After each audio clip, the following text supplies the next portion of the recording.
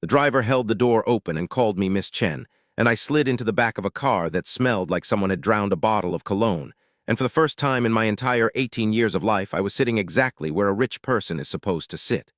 In the back, being driven, not lifting a single finger. And I had earned this the hard way, which is to say I had earned it by being born and then finding out about it yesterday. Because 2 days ago I was a completely normal high school senior. White hair since birth, blue eyes, a height that gets me carded buying energy drinks, and a personality that was 90% video games and 10% being bad at video games. The kind of gamer who reloads a save 6 times to survive a tutorial. Then on my 18th birthday, my parents cornered me in this exact car with these deadly serious faces, and my brain immediately assumed the worst possible plot twist: divorce, secret adoption, dad's bankrupt, I'm a clone. And instead the truth turned out to be so stupid, I felt my brain overheat and blue screen. We were rich. Not comfortable rich. My family secretly owned several companies worth hundreds of billions, and they'd spent 18 years cosplaying as a boring middle-class household so the sole heir, meaning me, would learn humility and not forget her roots. So I'd spent my whole childhood clipping coupons for a family that could have bought the coupon company. Cool. Very cool. Love that for me.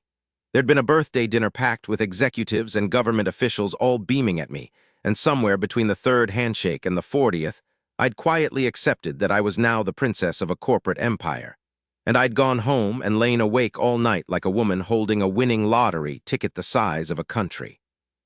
And now here I was in the car, being driven to the new house, and I closed my eyes and breathed in that nauseating luxury cologne, and felt the whole beautiful weight of my new lazy, pampered future settle onto me.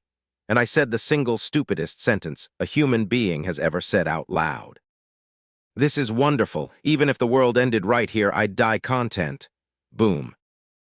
And I mean an actual boom, a sound like the sky getting punched. I cracked one eye open and saw the heavens go crimson and the world start folding in on itself like wet paper, and my very last thought as my consciousness got yanked clean out of my body was, and I am quoting myself precisely here, grass, which is what my generation says instead of a much worse word.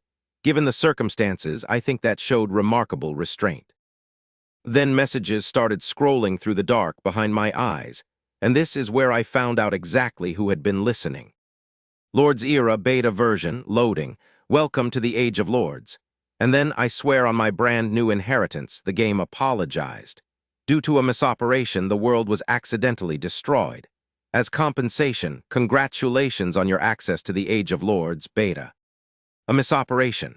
Some god somewhere clicked the wrong button and deleted the entire planet, and their idea of saying sorry was enrolling all the survivors into their unfinished video game. The notices kept coming. The old and the young had been relocated somewhere safe. Everyone else got dropped into random worlds to become lords or free players, grow strong, and in the game's own cheerful words, survive the challenges. There was even a line clearly meant for the developers that they forgot to delete. Something like, "This beta is very unstable, lacks difficulty balance, and has many issues. Please use with caution. Remember to remove this sentence before launch." They shipped the game with the dev comments still in it, on my corpse, as an apology, and then one last leaked line floated by, and I could hear the raw panic in it. Oh no, how do I cancel my account? Where's the manual? My mic wasn't muted. Somewhere out there, the god who ended my world had just realized we could all hear him. I decided right then that I was going to make this god regret the day he learned to click. But then came the line that, in hindsight, was the only reason I'm alive to tell you any of this. Gold bright, different from the rest. Player talent detected. Awakening personal talent. Congratulations, you have received the special ability Life Weaving, gold rarity. I opened my eyes to a gray sky and I felt absolutely nothing. Not grief, not joy, just a deep, tired, targeted betrayal. I'd been poor for 18 years. I'd been rich for one single day. I had exactly one job, which was to enjoy being pampered, and I hadn't even gotten a full 24 hours. At least let me have one day, I told the gray sky, genuinely on the verge of tears. Even one, I just want to quit. There is no quit button. The universe said, lol, no second chances, buddy. Fine, I'm a gamer. If the tutorial's already running and there's no exit, you play the tutorial. I sat up, I turned my head, and I made direct, prolonged, deeply personal eye contact with a crocodile. Not a normal crocodile. 6 meters of black-scaled mutant, jaws cracked open, breath like a fish market at closing time, eyes locked on the small, confused snack that had appeared beside it. We stared at each other, and it took my brain a full 3 seconds to process that I'd apparently been sitting peacefully next to an apex predator for who knows how long. And in those 3 seconds, every drop of moisture in my mouth evaporated and my saliva turned into a manual transmission. Then my body decided, without consulting the brain, that we were running now. I sprang up. I bolted. And for one glorious second I felt fast, faster than a girl who weighs 40 kilos soaking wet has any right to be, faster than I'd ever run in gym class. And I thought, oh, I've got this. Then I ran directly into a second monster. A big cat, fierce eyes close enough to touch, a claw already swinging toward my waist, and my brain calmly informed me that a claw that sharp would open me up like an envelope, and that I was, statistically, probably the very first lord in this batch to die. So I closed my eyes and waited for the part where it hurt. The part where it hurt never came. I opened my eyes. The claw was resting against my body. Just sitting there, not cutting, not pushing, stopped dead like it had hit an invisible wall, which it had, because the game had quietly handed me one day of newbie protection, and none of us had read the fine print. The cat stared at its own paw with an expression of profound confusion. I stared at the cat. For one beautiful, awkward moment, we were two idiots sharing the exact same thought, which was, what? And that was when the crocodile, who did not understand physics but did understand opportunity, launched its whole body forward with its mouth open wide enough to swallow the cat whole. I did not stay to see who won. My body threw itself sideways, rolled clear, and I ran, mud and all, until the sounds of two giant monsters trying to eat each other faded behind me, and then I hit a tree and wheezed like a dying accordion. I think, I told the tree, I just used every single run I was allotted for this entire lifetime. The fear drained out enough for the smart part of my brain to come back online, and the smart part looked around and said, mutant creatures, crimson sky, deep personal targeted malice from the entire environment. This was the mutated ruins the announcement mentioned. I'd landed in the one flavor of apocalypse where everything wants to kill you specifically. But I had a system panel. When I thought about it, there it was, a pale blue sci-fi screen floating in the air, and reading it was the first time since the world ended that I felt something other than dread. Name, Chen Lai. Territory, none to be bound. Health 80. Talent, life weaving, level 1. And then the description of what life weaving actually did, and I read it 3 times because it was either the most useless power in the game or the single most broken one, and I could not yet tell which. Read the entries of living creatures and assign them to other creatures, or use them to build entirely new species. Consume resources to upgrade creatures and raise their rank. I could read a monster like a spec sheet, tear out the good parts and staple them onto something else. I could build living things out of stolen pieces. Let me summarize what the universe had accidentally done. It had taken a girl who was bad at games, dropped her into the hardest survival game ever made, and handed her the powers of a farming god and a mad scientist at the same time. The god who ended my world was going to regret it. One gene at a time. The skill list under the talent was where it got interesting. Plant affinity, meaning plants would never attack me first. Gene extraction, spend mana, pull a trait out of a creature. Gene fusion, spend more mana, jam that trait into another creature. And accelerated growth, feed a plant a full day of growth in seconds. I filed all of it away and stood up because the panel also said, in blunt red letters, that I had one chance to bind a territory and about 23 hours to do it before the offer expired. I looked around. Mountain on one side, water somewhere in the distance, a plain of weeds taller than me on the other, a forest climbing the slope. And rising out of that forest, head and shoulders over everything, one absolute unit of a tree. A giant banyan. 20 meters easy, roots thicker than my whole body reaching 10 meters in every direction.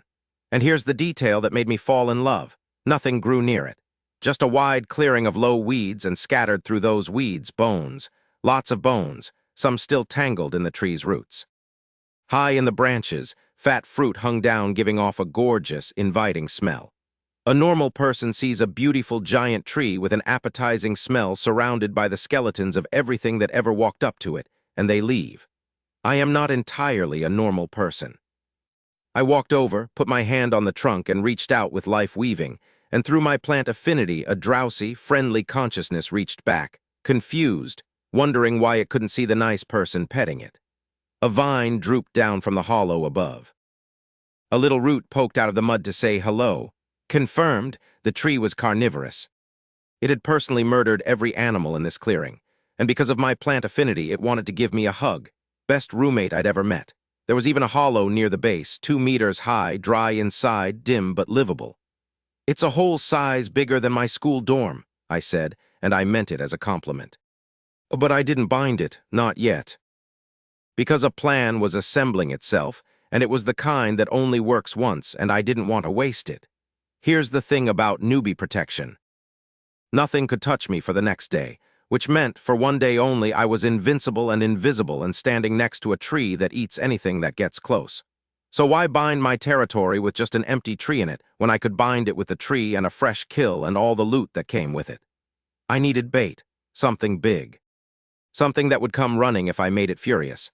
I scanned the tree line, and there, snuffling through the brush, was a mutant wild boar, a huge one with piglets. I looked at the piglets. I looked at the carnivorous tree. I looked at my own 2 hands, which could not fight, and my newbie protection, which meant nothing could stop me. "Sorry in advance," I told the piglet I was about to kidnap. "This is a tactical decision." And that is the kind of person I was becoming 3 hours into the end of the world. The kind who apologizes to the bait. The plan had 3 moving parts, and every single one of them depended on the boar being dumber than me, which, no offense to the boar, was a safe bet. First, while I was invisible to everything anyway, I jogged around the area taking bites out of the mutant creatures I'd marked earlier. Not literal bites, life-weaving bites. I'd put a hand on a mutant dog, on a mutant chicken, and pull the gene entries right out of them while they had no idea I was there, and then walk off richer. Keen smell, thick fat, egg-laying iron feathers. I was looting the DNA of an entire ecosystem, and none of it could feel a thing. Honestly, it was the most relaxed I'd been all day. Then I found the boar family, scooped up a squealing piglet, and ran. The boar did not take it well. For about half a second it seemed genuinely puzzled about why its child had inexplicably flown into the air, and then it came to its senses and charged after me like a freight train that had recently developed a grudge. This chase lasted 3 full minutes. I do not know how I survived 3 minutes because I am not built for 3 minutes. But I had a plan, and the plan was a tree. When the boar started gaining on me, I picked a random tree, aimed straight at it like I was going to run face first into the trunk, and at the last possible second I cut sideways and slipped past. I'm 40 kilos and I can turn on a coin. The boar was several hundred kilos of committed inertia and could not. There was a very loud bang and a creaking sound behind me, and I could have sworn I heard the tree groan. "I'm so sorry," I told the tree, and I kept running because I am a woman of tactics and no follow-through. I broke into the clearing at a dead sprint, Piglet still kicking under my arm, and I did not stop until I hit the giant banyan and could lean on it and breathe. The boar screeched to a halt at the edge of the clearing. It looked at me. It looked at its captured child. And then rage beat out fear, and it lowered its tusks and pointed them straight at me and charged. Its rage was never going to reach me. I smiled, freed up one hand, and patted the tree. You have to understand, the banyan already wanted to eat this boar. Everything that walked into its clearing was food. All my plant affinity did was take that quiet, patient, murderous appetite and turn the volume up to infinity. When the boar was about 10 meters out, its front hooves suddenly caught on nothing. Its own inertia flipped its whole body forward in what I can only describe as an involuntary somersault, and then the tree woke all the way up. Roots ripped out of the ground. Vines poured down from above, thin and quick and strong, and they wrapped the boar and squeezed, and where they couldn't squeeze, they sharpened into spears, and the boar's struggle lasted exactly as long as it took the vines to punch through it and come out the other side. I had thought the tree was strong. I had badly underestimated the tree. "It's time," I said, and I called up the panel, and where it asked me if I wanted to bind this location as my territory, I said yes. Green light spread from my hand along the whole tree, out to every leaf and vine, along the ground to the very edge of the clearing, and it froze the world in place. Territory created. And then the messages started, and they did not stop, and every single one of them was a gift. Your combat unit, Bloodlust Giant Banyan, has killed Giant Tusked Pig. Then the loot, 647 units of pork, a Tier 2 core, 521 bones. Then levels, 1 to 3 in a single blink, free attribute points, free skill points, and then the line that changed everything. Congratulations on achieving the world's first Tier 2 kill. Based on your Lord talent, you have received an advanced plant pack and an insect pack. And then, because the game apparently wanted to ruin my whole low-profile plan before I even had a plan, a second announcement, this one broadcast to the entire world. Congratulations to player Chen Lai of the 33rd area for achieving the world's first Tier 2 kill. My name, my actual name, announced to everyone. I didn't even know that was a problem yet. I was too busy sliding down the trunk and tasting blood in my mouth again and thinking very clearly that I was absolutely not built for combat. Even with God-tier protection, even killing one single monster by proxy, I'd nearly died of the running. Farming was my calling. I would sit inside my territory and grow things and never fight anyone ever again. That was the plan. I wanted on the record that that was genuinely, sincerely the plan. I dragged myself back up and opened the chat channel the game had unlocked, and the channel was on fire, and it was on fire about me. Holy crap, first kill on Tier 2. Who is this person? Someone's already at Tier 2 when the rest of us can't even leave our territories. Maybe it really is a bug. The announcement did say there was a bug. And then one after another, like a congregation, I worship the Master. We worship the Master. I pay homage to the Master. I had been a lord for approximately 4 hours, and I had a cult. I did not want a cult. I wanted to be left completely alone. So the very first thing I did, before I built anything, before I ate anything, was find the setting to change my display name, because my real name being out there was a disaster, and I typed in something anonymous, and the game told me it was taken. I typed another, taken. I typed in frustration, so all the good names got taken by dogs, huh? And the game cheerfully asked me to confirm the nickname, so all the good names got taken by dogs, huh? And I mashed no and typed a single word at random, and that is the deeply unglamorous story of how I became known throughout the region as Viridian. Scrolling the chat taught me the shape of my new world fast. 4 names mattered. There was River Flow, who'd bound a warehouse as his territory and was selling water and food at robbery prices because water, it turned out, was the one thing nobody had and everybody was dying for. There was Grave Monarch, who'd flashed a gold talent called Zombie Dominator and could, apparently, command the dead, which in a zombie apocalypse is roughly like being handed the cheat console. There was somebody called Incognito, who'd submitted a bug report and gotten a special reward for it, and was being cagey about what. And there was a name called Emperor's Call, who'd taken the very first Tier 1 kill of the whole server the instant it opened, and then said a few encouraging words in the channel and vanished. Everybody else was still screaming into the dark about how they were going to die. I, meanwhile, was sitting on 600 units of pork next to a murder tree, so I did what any sensible person does with a sudden windfall. I went to open my loot. The insect and plant packs turned out to be gacha. Literal gacha, 2 piles of cards fanned out on floating tables, rose-backed and ladybug-backed, and the second I saw them, the gamer part of my soul lit up like a slot machine. Holy crap, I whispered. A 10 pull? I have played a lot of gacha. My luck is aggressively, medically average. I closed my eyes, I prayed to the heavens and the earth. I said the words every gacha addict says, which is roughly, we absolutely have to get the good pull this time, and I flipped 2 cards. And I saw the result, and it was so bad I slammed them back down without looking properly, and I refused to accept it, and I lifted a corner again, and it was still bad, and I said grass, and pressed the cards back down and stormed off to go read the chat channel and cope. Now here is the part where the game, which had ruined my day and my planet, accidentally handed me the single most broken exploit I have ever seen in any game in my life. Because when I came back to those tables later, the cards were still there, face down. Untouched, exactly as I'd left them, like I'd never flipped them at all. And when I peeked one corner and saw purple light, then covered it back up without lifting it, it stayed. Nothing disappeared, nothing locked in, I could peek a card. And if I didn't like it, I could put it back and try again. Forever. You cannot understand what this meant to me unless you have spent real human money chasing a single gold card for 6 months. In a normal gacha, this is a fantasy. In this one, I could sit here and flip corners until I hit gold, put back everything that wasn't, and walk away with a perfect pull every single time, guaranteed. A reroll bug on a live card table. And the best part, the part that let me sleep at night, was the exact reason nobody would ever report it. It's a bug that only ever gives you good things. There is no such thing as a whistleblower on free gold.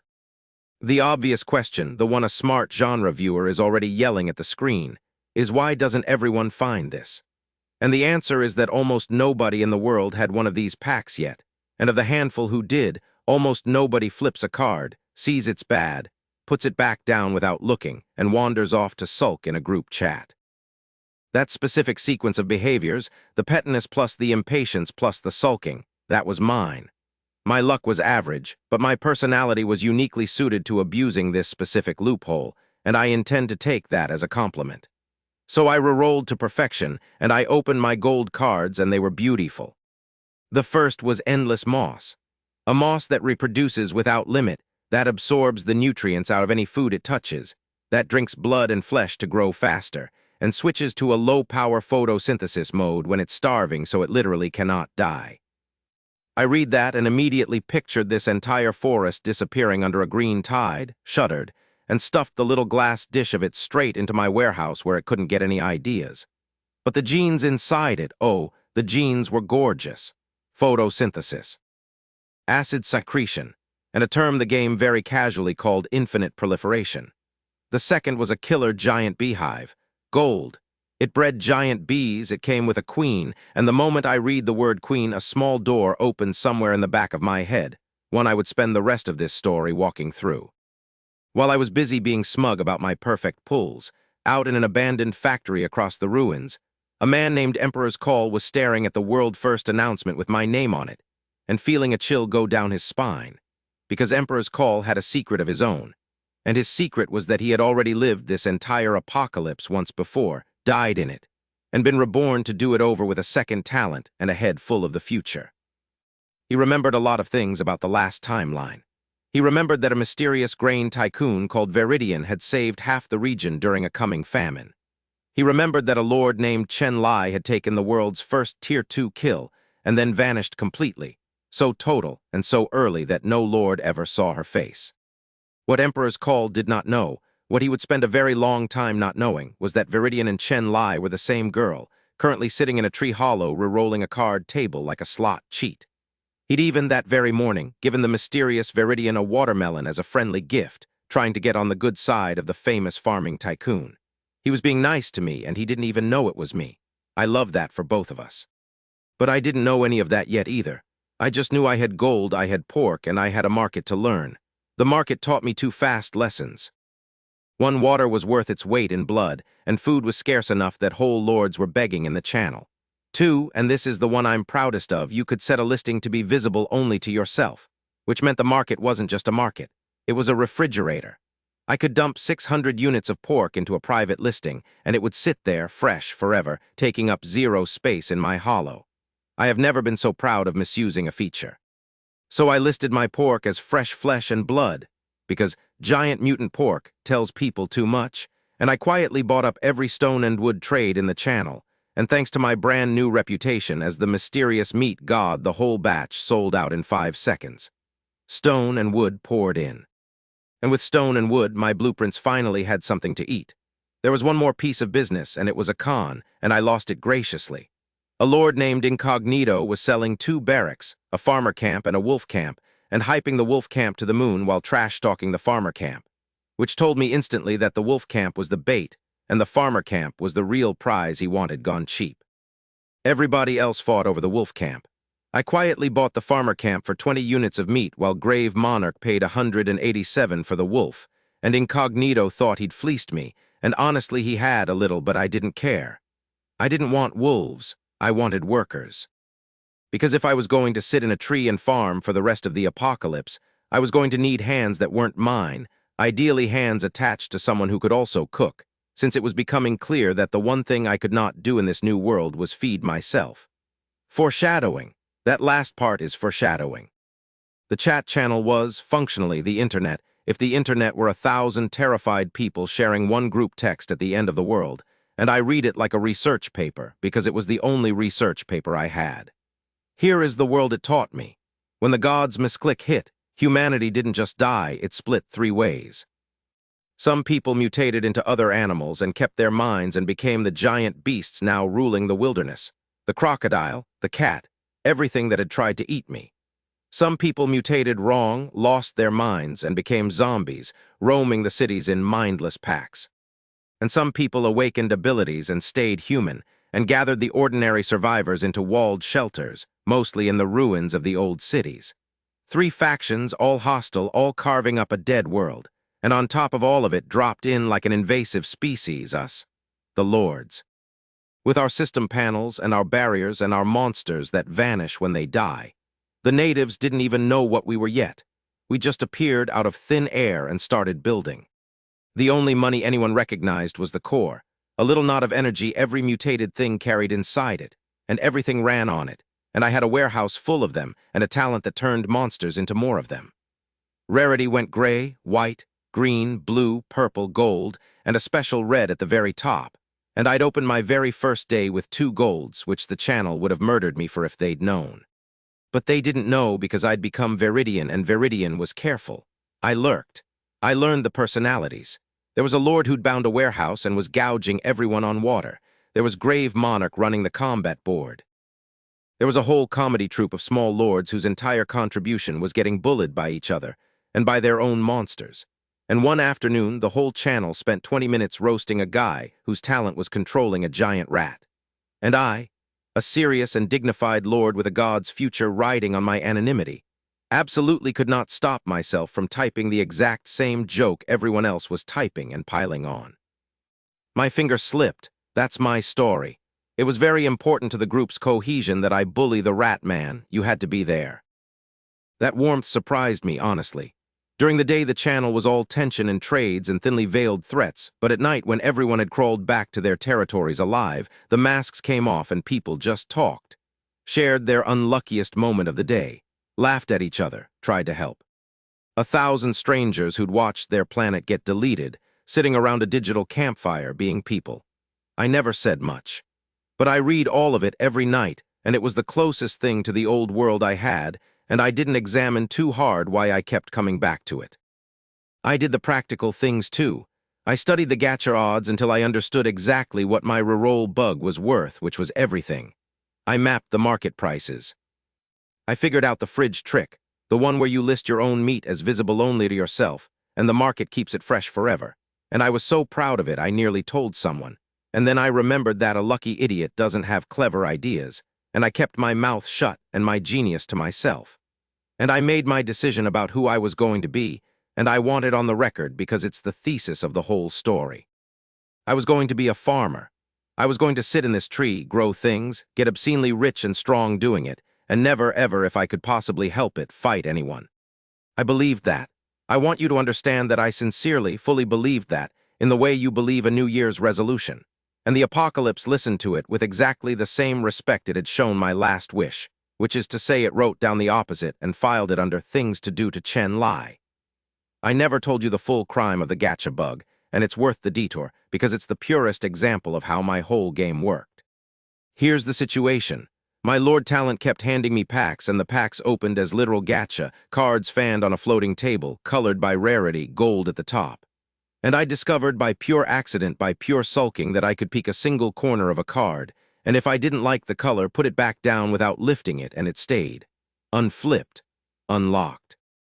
Forever, which meant I could sit there and flip corners until I found gold, put back everything that wasn't, and walk away with a perfect pull every single time, guaranteed. Now stack that on top of everything else, because the game kept trying to nerf me in its passive-aggressive way. Every time I did something impressive, the rewards would come locked to gold packs only, which the game clearly thought was a downgrade, a way to funnel me into fewer, worse rolls. And to me, gold locked meant guaranteed gold on every reroll. The game tried to cage me and handed me the key with the cage. The single most broken exploit in the whole apocalypse, and the exact reason nobody would ever report it, is that it only ever gives you good things. There is no whistleblower on free gold. A bug that punishes you gets flagged in an hour. A bug that pays out gets kept secret by everyone lucky enough to find it forever. And I built my whole public identity on top of exactly that logic. Because I couldn't have people knowing I had a reliable gold machine and a printing press for food and a god's knife and a self-replicating acid swarm. A person who visibly has all that gets robbed or worshipped or hunted, and I wanted none of the three. So every time I produced something absurd, I framed it as luck. I found a granary. I got a lucky pull. I stumbled on a corpse. I played the European, the impossibly fortunate fool who trips over treasure, and the channel loved it. And the channel decided that anything Veridian produced was just Veridian being lucky again. And that was the single most valuable belief I ever cultivated in another human mind. I even sold a useless blueprint once, a dragon beast barracks I'd never use, and I invented a whole sob story about how I'd barely survived the pseudo-dragon that dropped it, lost most of my troops, nearly died. Please someone take this cursed thing off my hands. And it worked. It cemented the persona. Poor lucky Veridian, always stumbling into loot she can't even use. So harmless, so fortunate. Meanwhile, the truth was that a pack of my beetles had steamrolled that dragon in about 4 seconds, and I'd looted it without breaking a sweat. Every word out of my mouth in that channel was a small, careful lie, and every lie did the same job, which was to make me smaller, safer, dumber, luckier than I was. Because I understood something early that most people never learn. Being underestimated is not an insult. It's a weapon. The most dangerous thing you can be at the end of the world or in a boardroom or anywhere people compete is the person everyone has already decided isn't a threat. They stop watching you. They hand you their cards. They tell you their plans because what could you possibly do about it, lucky little Veridian with your rice and your bugs. And by the time anyone did the math and realized the lucky idiot at number 1 on the leaderboard was neither lucky nor an idiot, it was always, always too late. That was the whole game. That was always the whole game. Look like nothing, build everything, and never ever let them see you flip the card. The first thing I built was the farmer camp, and the second was a beetle nest, and I fed both of them Tier 2 pork instead of regular food because Tier 2 pork was all I had a mountain of. The game did not approve, or maybe it approved too much. A little line popped up that said, due to the special material consumed, your buildings have undergone unknown changes. Unknown changes. I love an unknown change. Let me tell you what walked out. Out of the farmer camp came 2 peasant women, except calling them women is underselling the situation. They were built. Broad as doorways, arms roughly the circumference of my thighs, radiating the serene confidence of people who have never once lost a fistfight and never will. The panel listed them as loyal, honest, skilled in farming, skilled in cooking, and skilled in wilderness survival. And it added in a little note that I chose to take personally that they were already better at surviving than me. I looked up at these 2 mountains of loyal muscle, and I had exactly one thought, which was that either of them could fold me in half and use me as a bookmark, and they would do it apologetically, and they would call me master while they did it. Out of the beetle nest came 5 bloodthirsty beetles. Black shells, wet red metallic sheen, each about the size of an upside-down soup bowl, and the moment they finished forming they turned in place, in unison, looking for something to kill. There was a leftover piglet moping at the edge of my territory, the sibling of the one I'd fed to the tree. I pointed. Go, take it down. I have never seen anything move like that. 5 beetles launched off the ground like they'd been fired out of a cannon, closed 100 meters in about a second, and hit that piglet so hard it flew 6 meters through the air. Then they were on it. And my first, honest human reaction was pure horror, the recoil of a girl who used to reload a save just to avoid stepping on a bug. And my second reaction, which arrived roughly 1 second later, was, mass production, we have to mass produce. That is how fast the apocalypse rewires a person. Horror to logistics in under 2 seconds. I turned around and fed the nest more meat before the screaming pig had even finished. The peasant women, meanwhile, hadn't waited for a single order. One had already started pulling weeds. The other had wandered into the trees to gather firewood. I stood in the middle of my new clearing watching 2 enormous strangers voluntarily do my chores, feeling a strange cocktail of guilt and pure landlord glee, and I made a note to keep them very, very happy. By evening I had a proper garrison, 20 beetles and 2 armed bodyguards, and I felt bold enough to do the thing I had explicitly promised myself I would never do. I left the tree. In my defense, I'd noticed something. The monsters the game spawns, the wild ones, are separate from the real mutant beasts, and they are pathetic. My first one was a wolf, level 5, standing guard over a tiny wooden treasure chest under a tree exactly like a monster in an actual video game, complete with a helpful little pop-up that said, in effect, "Brave warrior, go defeat it and claim the chest it guards." I stared at this thing for a solid 5 seconds. This isn't a real game, I informed the empty forest. This cannot be a real game. Then I hid behind my two enormous bodyguards because I am brave and I sent the beetles. The wolf's 200 health lasted about 4 hits. Buzz, thud, and then a chime, and the chest cracked open in a flash of white light and gave me 5 loaves of bread and 5 bottles of water. Bottles of water. In a world where grown men were begging in the channel, willing to trade their entire stone reserves for a single sip. And these cardboard-tier wolf monsters just handed out for free, gift-wrapped, with a congratulations. I twisted the cap off a bottle and drank half of it in one long pull and felt, briefly, like a person again. And I did the math, and the math changed my whole strategy. This wasn't a survival gauntlet. This was a reward buffet, and the only reason the whole channel was starving to death was that they were too scared to walk out their front doors. Well, I told my beetles, wiping my mouth, so much for staying home. Today we go bully the wild monsters. My commitment to a peaceful farming life had now survived approximately 6 hours. I want that noted in the record. We cut a path through the spawn zone, and it was genuinely the most fun I'd had since the world ended. Wolves, black bears. Slimes, actual green jelly slimes in a monster apocalypse, because at this point, why not? Goblins with long ears and stupid little clubs. And then in a clearing, something that stopped me dead, because it was 7 or 8 meters long and it did not fold like a lawn chair. A pseudo-dragon. Wingless, level 21, radiating the aura of a boss. I froze behind my bodyguards, and then I checked its stats, and it had 1200 health and the reflexes of a spawn camp tutorial mob, and I relaxed because size is not the same as danger, and this thing was all size. My beetles rammed it, one hit taking half its health, and it barely managed to bite one unlucky beetle to death before the rest turned it into scenery. It dissolved into light, and it left me a chest, an iron one this time, 2 sizes bigger than the wooden ones, and inside was the first thing all day that made my hands actually shake. A rune sword, blue quality. The panel said it could cut through iron like butter, that it carried sharpness and fire runes, that it hit nearly twice as hard as a normal blade. I lifted it out, and it was heavier than it looked, and I had to hold it with both hands, and I did not care, because a girl who cannot fight had just been handed a sword that fights for her. And underneath it, the blueprint for a whole dragon beast barracks and a little vial of dragon blood crystal, and I looked at all of it and thought magic. There's magic in this world, rune swords, enchantments. And these game monsters don't look like they belong to this world at all. They look like they wandered in from somewhere else. And that is a thread I do not have time to pull right now, because I have a sword and a spring in my step, and I am, against all my better judgment, about to walk a little further into the trees. Which is exactly how I ran into an old acquaintance. And this time the old acquaintance was in no condition to make small talk. It was the big cat, the exact one from the morning, the one that had almost opened me up before newbie protection saved my life, the one whose face was carved so deep into my memory that just seeing it made my whole body want to run. Except it wasn't going to be chasing anyone. It was crumpled under a tree in a spreading dark stain, one hind leg twisted the wrong way, badly hurt down its side. It had lost its fight with the crocodile that morning, and then the game had locked it in place when I bound my territory, and now here it was. A Tier 2 boss.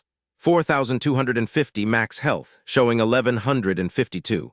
Every instinct I owned said walk away. The memory of that claw against my body said walk away louder. And I almost did.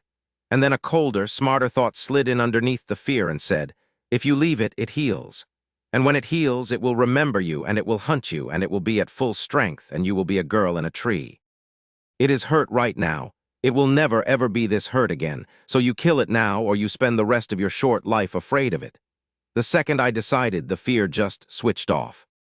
Like a light, my thoughts went cold and clear, and the whole plan assembled itself in one piece, and I understood for the first time why the calm people are the dangerous ones. It's not that they don't feel the fear. It's that on the far side of a decision, the fear has nothing left to do. I split the beetles into 3 waves. Frontal assault to blind it, 2 flanks to come in from the sides. My 2 bodyguards I kept close, not to kill, just to occupy, because a wounded Tier 2 can't last long against constant pressure. And then I raised one hand, and the bushes behind the cat, which it had never once thought about, exploded into grasping vines. Because that is the entire point of plant affinity. Every plant on that battlefield was quietly, secretly, already on my payroll. The cat was watching me. It never saw the ambush coming from its own blind spot.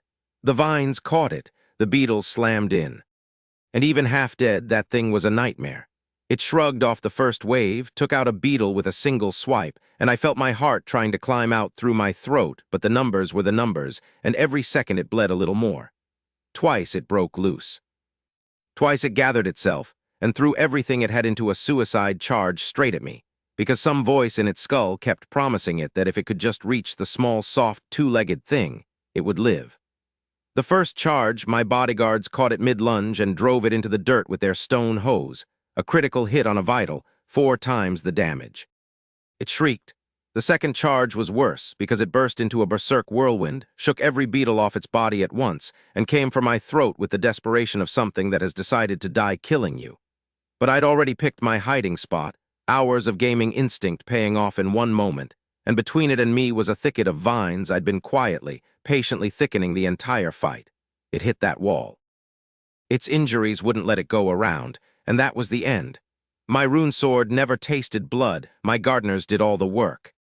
And I stood over the corpse of the monster that had haunted me for one entire day, and I noticed the body didn't dissolve the way the game spawns did, which meant real mutant beasts leave real corpses, real meat, real everything. And then, because I am not a bigger person than this, I patted its side and I said out loud to a dead cat, "Couldn't even beat the crocodile at full health, and I finished you off at low health." What a noob. It was petty. It was small. I had been terrified of this animal for 24 straight hours. I had earned exactly one moment of petness, and I took it, and then I spent an embarrassingly long time working out how to carry a dead tiger home before remembering again that I owned a magic refrigerator. I got back to the tree at dusk, dumped 16 treasure chests on the ground in a neat row, and opened all of them at once.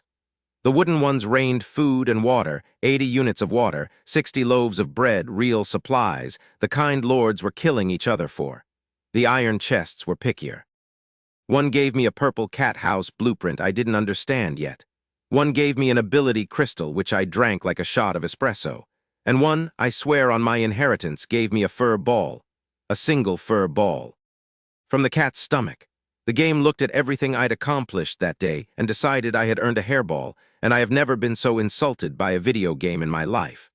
I was still muttering about the fur ball when the announcement dropped, and the whole warm, glowing evening went cold.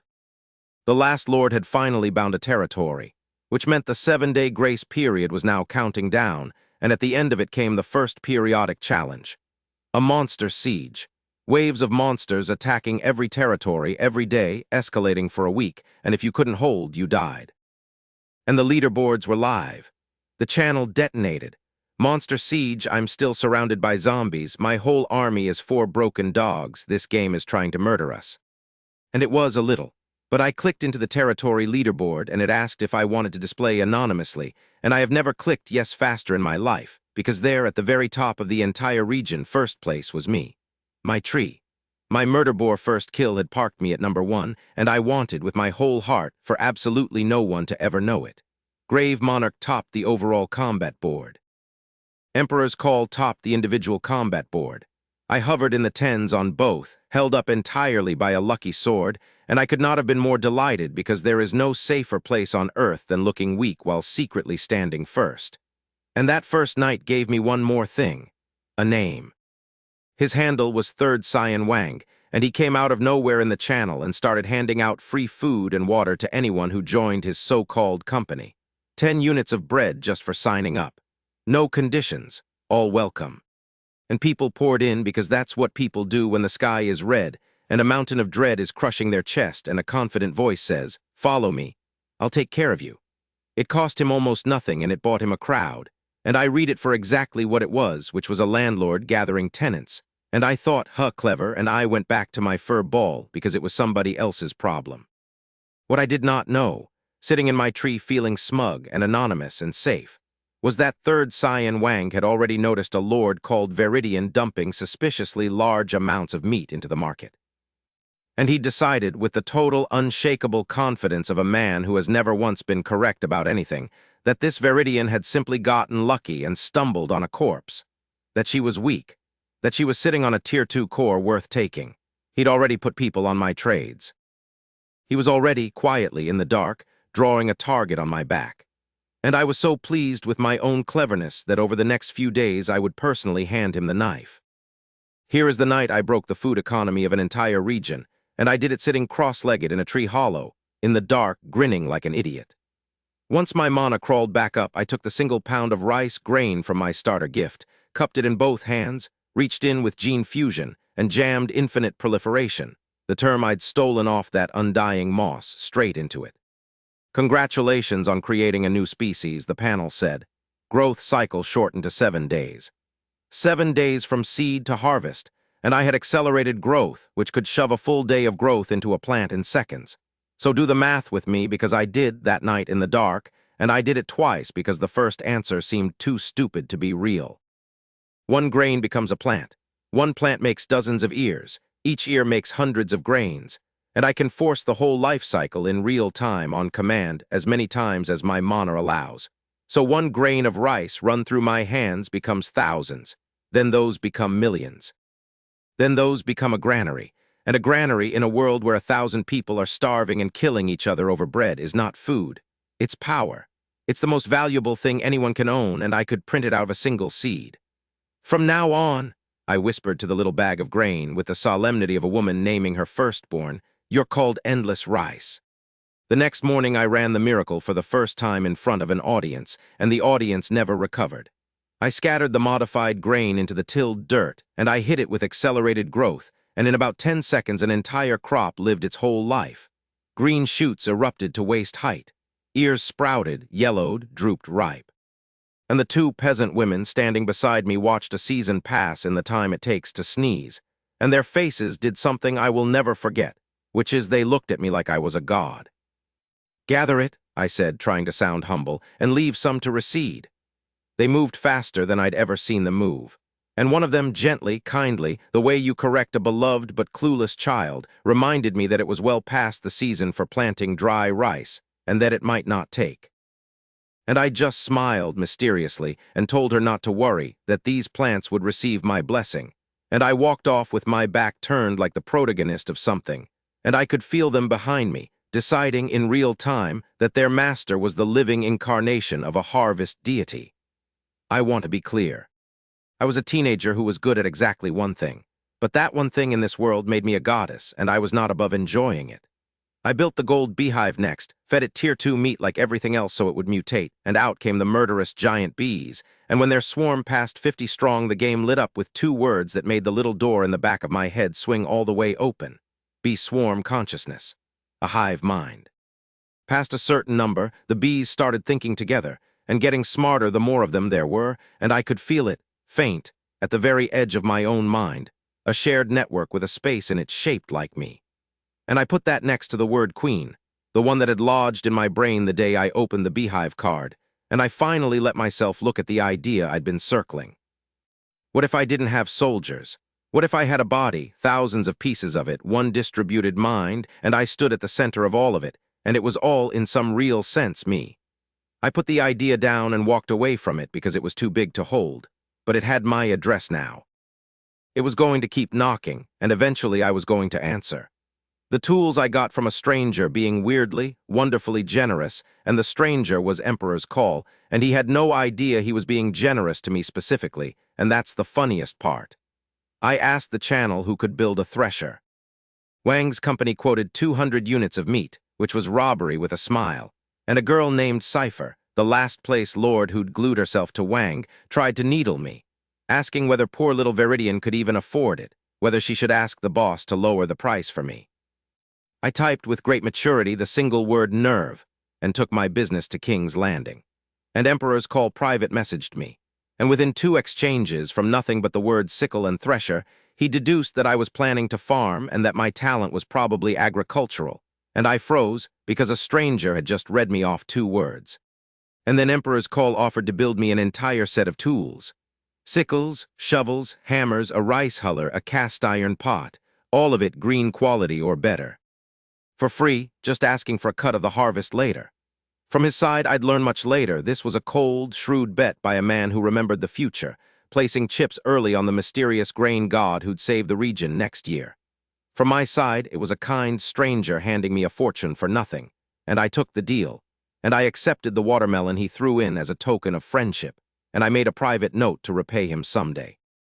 Neither of us knew we'd already met. Neither of us knew that the very first gift he'd given the famous Viridian days ago had gone to a girl who didn't even remember getting it because she'd been busy dying at the time. The apocalypse is a very small town, and everybody in it is being nicer to me than they realize. When my army had grown past 20 beetles and my bodyguards were armed, I felt safe enough to send them out to clear the forest and grind me some levels. And I did the thing I should have thought harder about. I gave them names. The one with the Ho, Lin Feng. The one with the rune sword, Lin Hu. And the instant the names landed, something changed in their faces, a straightening of the spine, a quiet private vow to be worthy of it, and I told myself they were just units, and I was already completely, secretly wrong about that. Meanwhile, in the dark, a man was building an ugly little machine, and it was aimed at me. Third Saiyan Wang, it turned out, was the son of a family that had served my family, the Chen family, as stewards for 10 generations, which is a detail that meant nothing to me at the time and would mean everything later. His company wasn't charity. It was a hoarding engine dressed up as a charity, the oldest scam there is. He was quietly buying up all the cheap food in the region, planning to manufacture a famine and then sell it back at 10 or 20 times the price during the coming siege, and to look like a generous savior the whole time by dribbling out a little cheap bread for the cameras. And he'd decided Viridian, the lucky meat idiot, had a Tier 2 core worth stealing, and he had a plan to get it. His weapon was Cypher, and I have to tell you the truth of what Cypher was, but I'm going to tell it clean because the real version was uglier than the story needs. Cypher's actual talent wasn't support. It was domination. She'd awakened it off a faceless idol she'd found, a power to reach into a mind and turn the will inside it soft and slow and obedient, and it worked best on men who were certain they were the ones in charge. She'd walked her way up to Wang on purpose, let him believe he'd recruited her, and thread by patient thread, she was wrapping his mind up like a spider dressing prey. Wang thought his weapon was money. Wang's actual weapon had already quietly decided he was the meal. Together they cooked up a plan. Slip a marked core into a trade with me, one they could track, find my territory, wait for me to step outside my protection, and take everything. And when I wouldn't buy their overpriced thresher, Wang gave the order whose fallout I'd hear for days. Contact every lord in the company, forbid all of them from trading with Viridian, squeeze the lucky idiot until she comes crawling. A boycott. Against a girl who could turn 1 grain of rice into a granary and had a private fridge stuffed with Tier 2 meat. I want you to sit with the scale of that miscalculation. He looked at the single most self-sufficient person in the entire region and decided the way to break her was to stop selling her groceries. It's like trying to starve out a farmer by refusing to let them buy vegetables. And I didn't even notice it had started. I was busy naming bees. I should tell you about the days because the days were the best part, and nobody who talks about the apocalypse ever mentions the days. War makes the highlight reel. Most of being a lord did not. Most of it was quiet, warm, weirdly domestic, and I loved it more than I'll ever admit out loud. Every morning a peasant woman brought me tree fruit. I'd scatter rice into the dirt and ripen a whole harvest in 10 seconds. And every single time, the peasant women watched a season pass in the space of a breath, and their eyes filled with real tears. Agricultural tears. Because I had, without meaning to, recruited a crew whose deepest passion in life was a good harvest, and the miracle never got old to them. One of them appointed herself Minister of Agriculture and would corner me with strong opinions about irrigation. I started calling her Farmer One. She glowed about it for a week. They were, I slowly realized, deliriously happy, and it took me a while to understand why. They'd been born 2 days ago into a world with a warm tree, endless food, and a boss who said thank you. By the standard of anyone else alive right now, that was heaven. I'd hand them a fruit and get 3 grateful bows. I'd let them keep the leftovers and they'd act like I'd knighted them. I kept wondering what they'd been before, whether the game spun their souls out of nothing or scooped them from someone who'd died somewhere and gave them a fresh start. I never got an answer. I decided it didn't matter, and I decided it hard because whatever they were made of, they were people to me now, and I do not require a philosophy degree to feed my family. That was the thing that snuck up on me. The family. I'd planned to spend the apocalypse alone in a tree. Instead, I kept accumulating people. I named 2 of them, and the names stuck, and then I named the bees, and then I was throwing bonfire dinners and worrying about whether everyone had eaten. It happens fast. One day you're a hermit, the next you're a mother of 6, and then 400, and you've stopped fighting it. The work ran itself mostly on the tireless dead. My skeletons clocked in at the workshop and never clocked out. My rice reseated itself. My altars pulled water and iron out of thin air. And every day, a little at a time, my cozy homestead got a fraction more monstrous. My beetles bled acid. My bees sprayed poison. My rice grew meat. My dinner could fell a grown man. I'd look at the whole operation some evenings, the meat rice and the acid bugs and the night shift corpses, and I'd think, my art style has gotten really weird. And then I'd think, but the numbers are great. And that right there is the entire moral philosophy of a lord. The numbers are great. Try not to look too closely at the numbers. The economy I was just good at, in a way I didn't earn and didn't understand until much later. Turns out being secretly raised by the air training program of a family that owned companies teaches you things. I understood scarcity. I understood timing. When the channel was about to flood the market, I sold the night before at the top. When a con man tried to corner the meat, I saw the shape of it before he'd finished the 3rd move. And I kept my true capacity hidden always, because the single most valuable thing I owned wasn't the rice or the gold. It was that everyone thought I was lucky instead of dangerous. So I performed luck. I fumbled on purpose. I acted amazed by my own good fortune. I built a whole personality out of being harmlessly fortunate, and it was the best armor I ever wore, and it cost me nothing but my pride, which, as an apocalypse survivor, I had very little use for anyway. A lucky fool gets left alone. A capable stranger gets robbed. I knew which one I wanted to be, and I played it every single day, and I was very, very good at it. I found out I cared about them the way you always find out. Badly, and too late to pretend otherwise. I'd sent Lin Feng and Lin Hu north with a pack of beetles to clear monsters and grind levels, and the kill notifications had been rolling in all afternoon, one after another, my level climbing 4 whole numbers while I barely glanced at them. And then the notifications got strange. More and more undead. Skeletons, living corpses, and the levels kept climbing, and none of them dropped a treasure chest, which meant these weren't game spawns. These were real, and something real was getting closer to home. Then the bushes at the edge of the clearing shook, and Lin Feng and Lin Hu half carried each other in. They were wrecked. Covered in wounds, most of the beetles gone, moving like their bodies had already given up and just hadn't told them yet. Lin Feng got out 3 words, "Master, I failed." And then her eyes rolled back and she went down. Lin Hu made it 2 more steps and folded onto the ground beside her, her breath gone thin and shallow. And just like that, I stopped being the clever, smug, untouchable lord in her tree, and became a girl kneeling in the mud with 2 people dying in front of her and absolutely no idea what to do. No medicine. No bandages, no training, nothing. Just panic, white and total. And right at the edge of it, I remembered. I had a gene for this. I'd pulled limb regeneration off a corruption Earthworm days ago and filed it under garbage, and it was not garbage. It was the single most valuable thing I owned, and I needed 350 mana to fuse it, and I had 240. 110 short. And their health was ticking down into the single digits while I watched the numbers fall. So I did the reckless thing. Every free attribute point I'd been hoarding, all of it, I dumped straight into spirit, which shoved my mana cap up exactly to where I needed it. Then I ate the last of my tree fruit to slam the mana back up, and I gripped both their enormous hands in mine, and I counted out loud, like a launch, because if I said the numbers out loud, maybe the universe would honor them. 3, 2, 1, and the instant the meter filled, I poured everything into both of them at once. Their health stopped falling, and then slowly, 1 point at a time, it started to climb.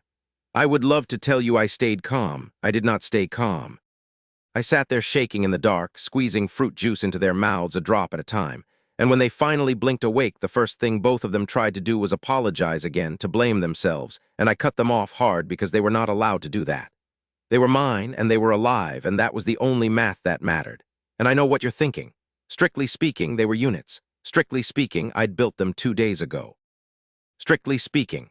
But I could not sit in that clearing and watch a living person die in front of me and file it under acceptable losses, and somewhere in those minutes, with 2 exhausted mountains of loyalty breathing again on the ground and 4 more peasant women crying with relief because their sisters had made it. I stopped pretending they were things. They were my people. I just hadn't yet had the fight that forced me to admit it. Then Lin Feng told me what had done this to them, and my fear turned into something with a much longer fuse.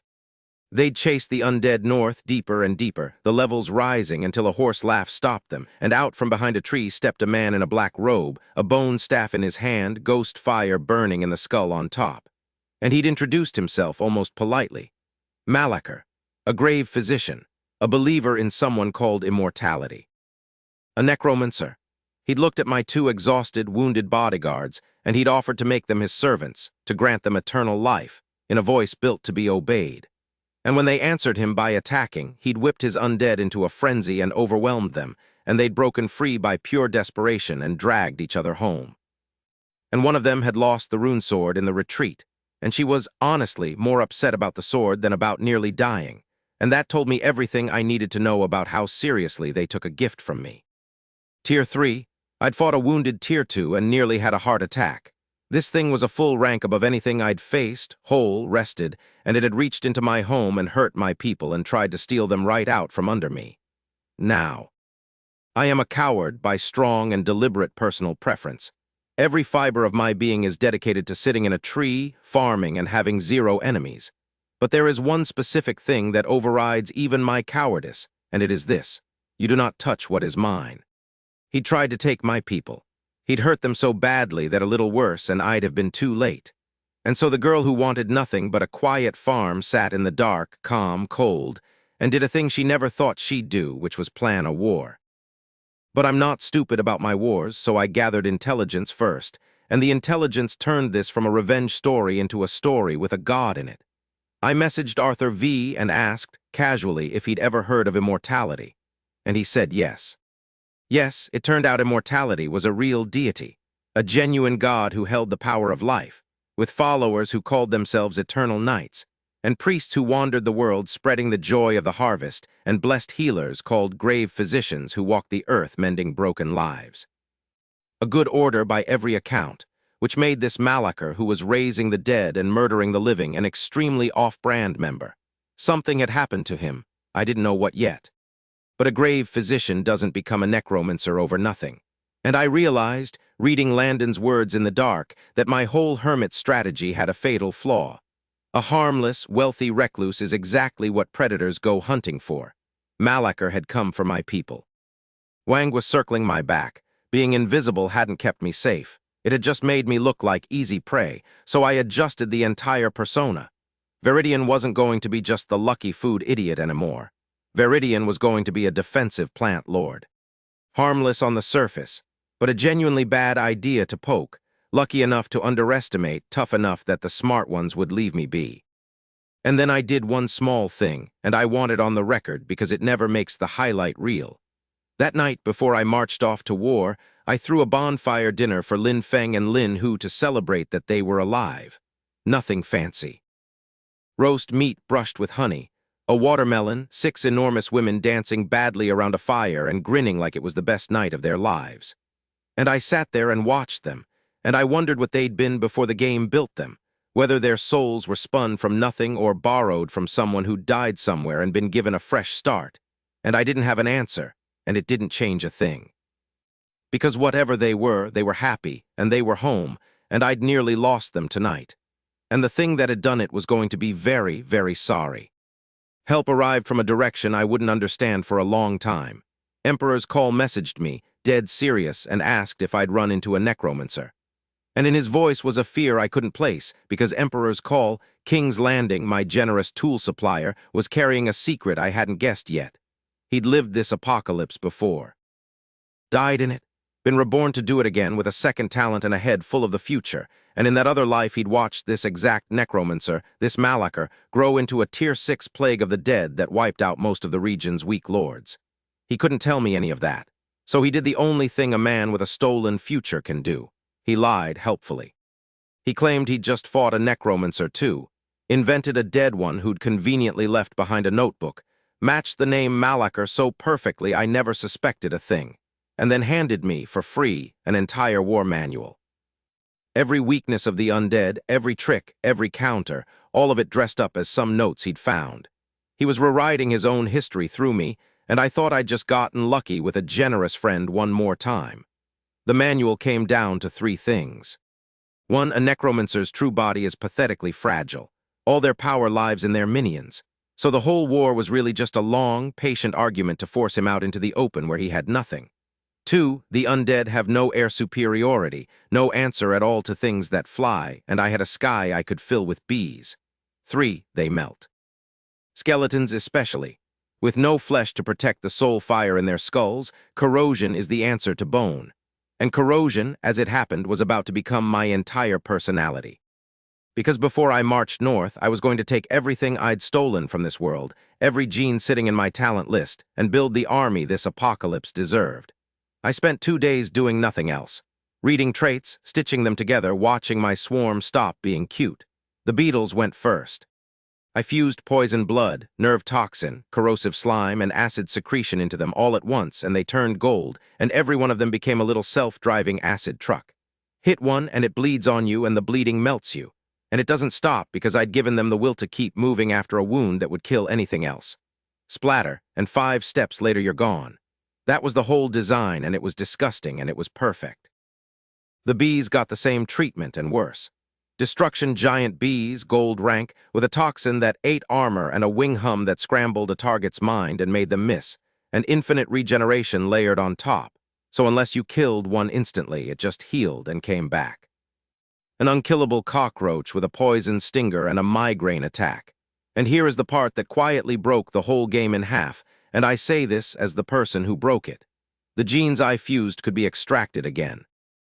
I could pull the improved poison blood back out of a beetle and pour it into the bees. Pull the bees' hive mind back out and give it to the beetles. Every upgrade fed the next one. It was a machine that built better machines out of itself, and there was no ceiling on it, and there was never going to be a ceiling, and the more I fed it, the more it fed me forever. And then, having built a self-improving army of acid-blooded horrors, I decided to make dinner. And I would like now to introduce the one enemy in this entire apocalypse that I could never, under any circumstances, defeat: the stove. We just brought in the first real rice harvest, and I decided to cook, just once, to prove I could. I want it noted that I followed the recipe: add rice, add water, bring to a boil. And then I added meat, and honey, and a little of something else, and some wild vegetables I'd found. And I knocked over the pot twice and burned the rice 3 separate times.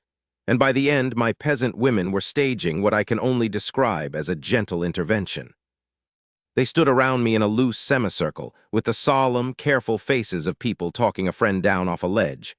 "Master," one of them said, choosing her words with great care, "for the sake of our future food, it would be best if you did not touch the iron pot." Another added, gently, that maybe I'd knocked it over enough times for one night. And I looked at the 6 of them, my burly murderers who could each snap me in half, all of them united in the single shared terror of my cooking, and I put the spatula down. "Fine," I said, "fine. You can have the kitchen." And I muttered to no one that it shouldn't have gone like that I'd followed the steps, that I couldn't understand what went wrong, and Lin Feng and Lin, who exchanged a look and very gently, very firmly, steered me away from the makeshift stove before I could get any ideas about a second attempt. I have been told over the course of my life that I have many talents. Cooking will never be one of them. I have mostly made my peace with this. Mostly. The stove and I are not done. But that's later. Somewhere off in a government shelter I didn't know existed, a General Lai was learning from his aide that their whole city had been sealed under a barrier, that these things called lords had appeared, and that they'd already made contact with one of them to use as a foothold. A lord who mostly just asked them for things and offered scraps of intelligence in return. A lord with the handle incognito. I mention it here because it was a loose thread, and loose threads in a story like this one always, eventually, pull taut. But at the time it had nothing to do with me. At the time I had a necromancer to melt, and an army of self-replicating acid to march, and for the first time since the world ended, I wasn't afraid. I was busy. I need to stop and tell you about Emperor's Call because I didn't understand him until much later, and once you understand him, the whole apocalypse looks different. Emperor's Call had done all of this before. Once. He'd lived the entire apocalypse start to finish, and died in it, killed in the chaos when the regions merged, and then he'd woken up back at the beginning with a second talent and a head full of the future. He was a man playing a game he'd already lost, with the strategy guide memorized. That's why he took the first Tier 1 kill the instant the server opened. That's why he warned the channel not to overclear the siege. He wasn't lucky. He was remembering. And here's the part that still gets me. In his last life, there'd been a mysterious grain tycoon named Veridian who saved half the region during a coming famine. And there'd been a lord named Chen Lai who took the world's first Tier 2 kill and then vanished so completely that no lord ever saw her face. Two legends. Two ghosts, and Emperor's Call this time around set out to befriend both of them early to place his chips on the future winners before anyone knew they'd won. He gave Veridian a watermelon. He built Veridian a whole set of free tools. He fed Veridian everything he knew about killing the undead. He never once figured out that Veridian and Chen Lai were the same girl. That the grain tycoon and the vanishing first killer were one person, sitting in a tree, re-rolling a card table like a slot cheat. He was being kind to both of my faces at once, and he thought they were strangers. But the thing that actually rattled him, the thing he couldn't explain, was that I kept doing things that hadn't happened. Last life, Chen Lai killed a Tier 2 and disappeared. This life, my name kept showing up. Tier 4, Grain Wars. A rising star where there'd been a ghost. And Emperor's Call sat in his workshop and realized he'd caused it, that his little kindnesses, his watermelon and his tools and his undead manual, had knocked history off its rails, that he'd fed a legend and made it bigger than the one he remembered. He called it the biggest butterfly effect since his rebirth. He tried to search for the name Chen Lai in the channel and got no such person found, because I was Veridian now, because I was anonymous now, because the future he'd memorized had a girl-shaped hole in it that he himself had helped tear open. I think about that a lot. A man who knew everything, undone by being nice to the wrong stranger. There's a lesson in it. I've chosen not to learn it. Because here's what sat underneath all of it, the thing I only glimpsed when Xing Chen handed me a knife over a dead man and said, "I'm not the only one in this game. Not the only god. Think about what that means. Some being ended my world with a misclick and called it a beta. And that being is not alone. There are others playing their own boards in their own worlds, and the pieces they set out are us. A grave physician blessed by a life god and twisted by a death god. A girl handed a talent that builds monsters. A reborn man given a second run. We're not the players. We're the pieces.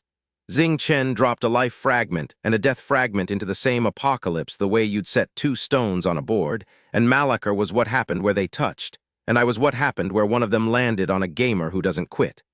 I don't know the rules of that bigger game. I don't know who wins or what winning even buys. All I know is that when a god goes out of his way to hand you a weapon and blesses your farmhands and renames your tree and mails you a better body in the next world over, he isn't being generous. He's investing. He's placing a chip. And someday he's going to want a return. But that's a later problem. That's always a later problem. I've built my whole life out of later problems and a talent that keeps them at bay one gene at a time. So I filed the gods away with the Tier 6 gorilla and the spider named Cypher and everything else too big to fix today, and I went back to the only thing I know how to do when the board gets too large to see. I grew, and I let the powerful keep mistaking me for a piece. The night before the assault I held a class, an actual campfire lecture, running Lin Feng and Lin Hu, and a volunteer named Mei Lai through every undead weakness Emperor's Call had handed me, drilling the whole doctrine into them while they listened like students who'd been burned once and did not intend to be burned twice. Then I laid out the plan, and the plan was the plan of a general who never intended to be within 100 meters of the fighting. 3 prongs, Lin Feng and Lin Hu would each lead a wing of bees along the flanks. Mei Lai would walk out front, pretending to be me, a decoy in a girl-shaped costume of confidence, drawing the enemy's attention onto the one member of the team who wasn't the actual target. And I would crouch in a bush 100 meters back with my eyes shut and my whole mind poured into the swarm. Because that was the real trick, the one that made all of it work. I never had to be on the battlefield. I could ride the beetles, 100 of them linked into one network, each one a camera, each one a weapon, all of it wired straight into the center of my head. I could see the entire field at once and touch every part of it. I fought the whole war from a bush. Safe. Invisible, moving an army with my mind while a decoy took the arrows. And I want you to understand that is not cowardice. That is the correct use of a talent. Cowardice is when you're scared. This was just good management. The doctrine worked exactly the way Emperor's Call promised. We came up out of the low ground and hit the first layer. The shallow undead, level 10s and under, the kind Melee could shatter with a single casual fireball. My beetles cut open the skeletons and let their acid blood rain down, and where it landed, skulls hissed and steamed and crumbled like snow under boiling oil, and whole ranks of the dead dropped in a wave like wheat going down under a scythe. Blood spitting, I called it. It was grotesque. It was extremely effective. Corrosion is the answer to bone, exactly like the manual said, and I had built the most corrosive thing in the whole apocalypse. We pushed up into the second layer, the real Tier 1 dead, and here it got harder, and here I learned something about the enemy. The higher tier undead were smart. They started using the weaker corpses as shields, ducking behind them, consciously dodging the arc of my acid, and the damage dropped, and the push slowed to a grind. There were even skeleton archers hiding in the back, and they fired on my bees. And this is the part I laughed at, because their arrows were designed with blood grooves, made to bleed a living enemy out fast. And my bees don't die from bleeding, they just keep flying. So an arrow that should have killed one insect instead hung off its body, slowly draining its own side into the dirt. A weapon built to harvest blood, turned into a weapon that harvested nothing but time. The archers accomplished, and I am quoting the math, roughly 1,000 damage to themselves and 0 to me. And then, when Malachar finally understood he was losing his shallow layers and sent his heavy hitters, 3 Tier 3 undead came in from the trees, and those I had to actually fight for. They didn't charge. That's how I knew they were dangerous. They moved smart, using the tree canopy to stay out of the sky's view, sneaking toward the flanks. 2 of them had been beasts in life, a cat and a dog by the shape of the skeletons, all speed. The third was some kind of bear, all mass. But the thing about hiding in bushes when you're fighting me is that the bushes work for me. I pressed my hand to a banyan, sent my ability out through the root network, and the 3 thickets those undead were creeping through suddenly ripped open and dumped them into the light, and their soul fire flared with what I can only describe as pure confusion. I went for the cat first. It was the weakest and the fastest, and speed is exactly the thing you kill before it commits to anything. My acid isn't fast, and a skeleton cat is nothing but fast, so I couldn't just hit it. I had to make it stop. So when it tried to leap clear of the first wave, a branch happened to catch its foot at precisely the wrong instant. And in that instant, several beetles were already wading in the direction it was fleeing, and it hit them, and it swiped one out of reflex, and the beetle burst, and its blood took the cat's skull off in under 5 seconds. Perfect victory, the panel said. I felt a little proud. Then I did the other 2. The bear was slow and died first, cornered and corroded. The dog danced on its speed a while longer but had nowhere the pattern hadn't already been laid, and then it was 3 piles of inert bone, and I had a moment to breathe, and I used it to snoop. Because a coward's greatest skill is snooping.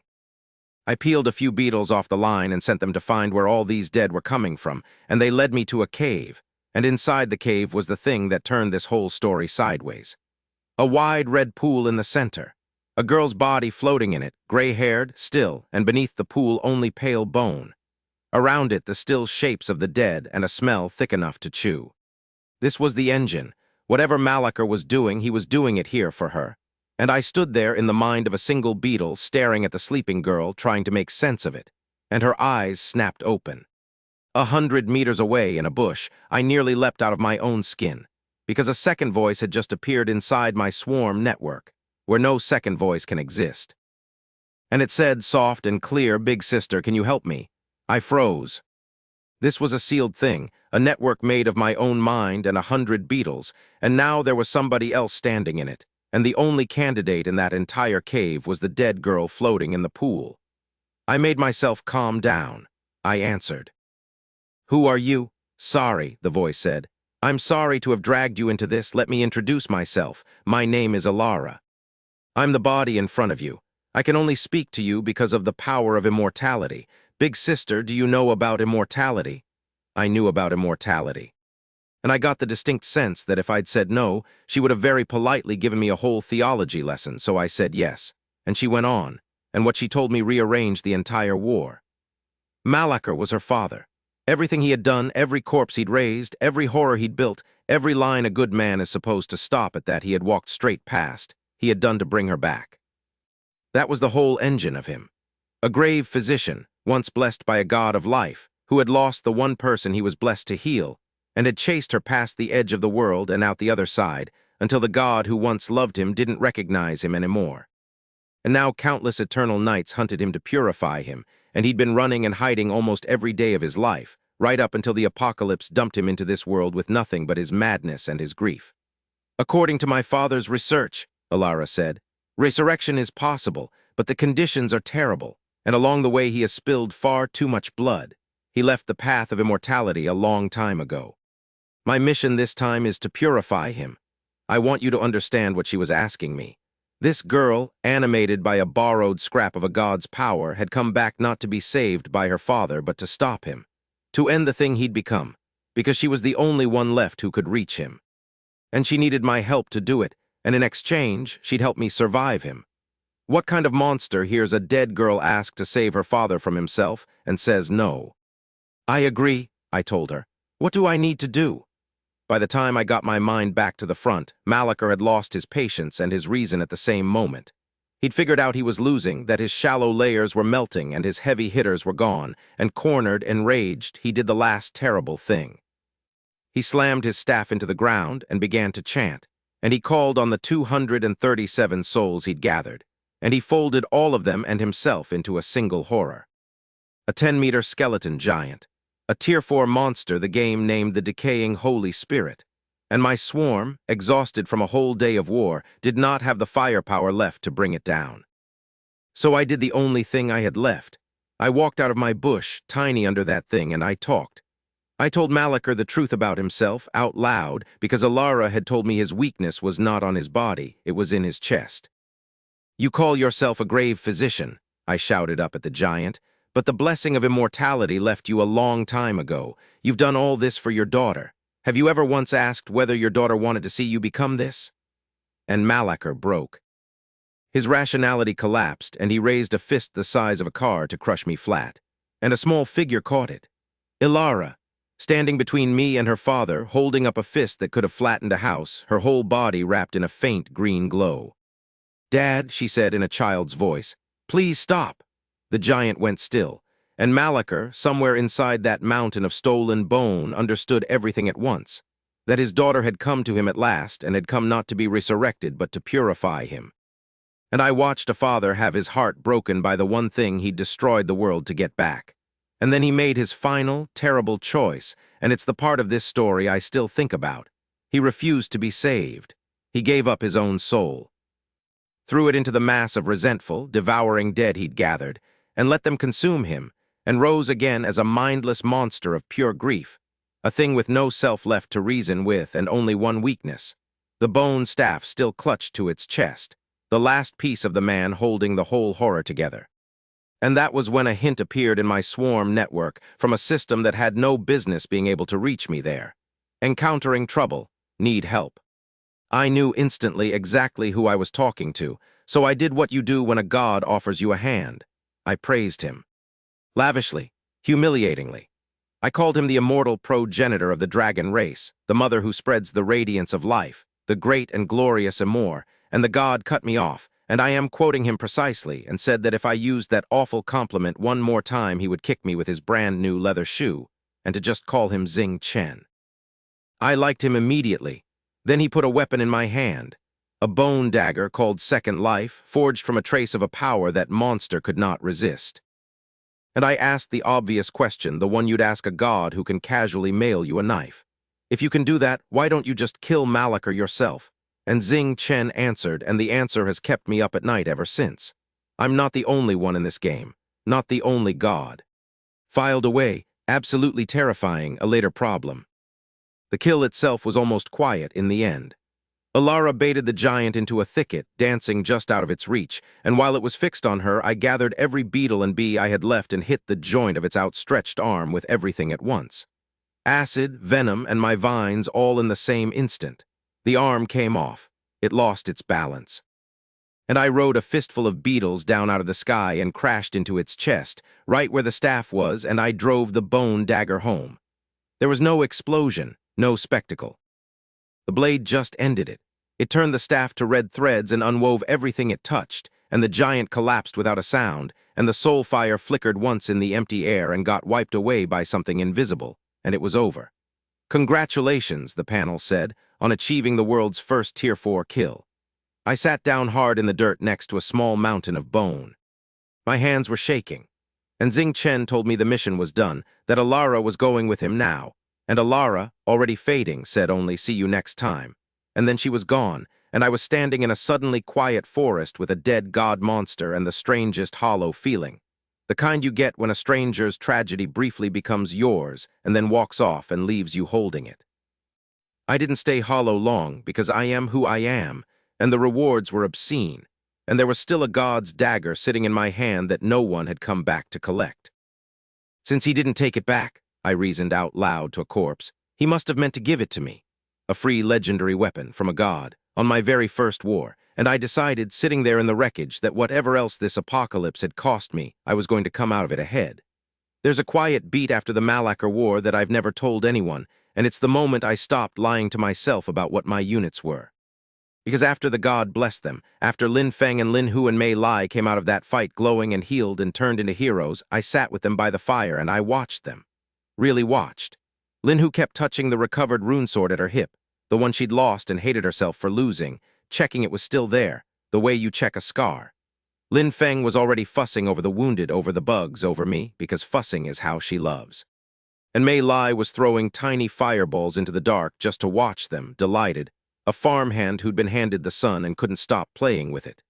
And I thought about how, days earlier, they'd come home dying, and how I'd emptied every point I had into the mana to save them, and how the thing that scared me in that moment wasn't losing an asset.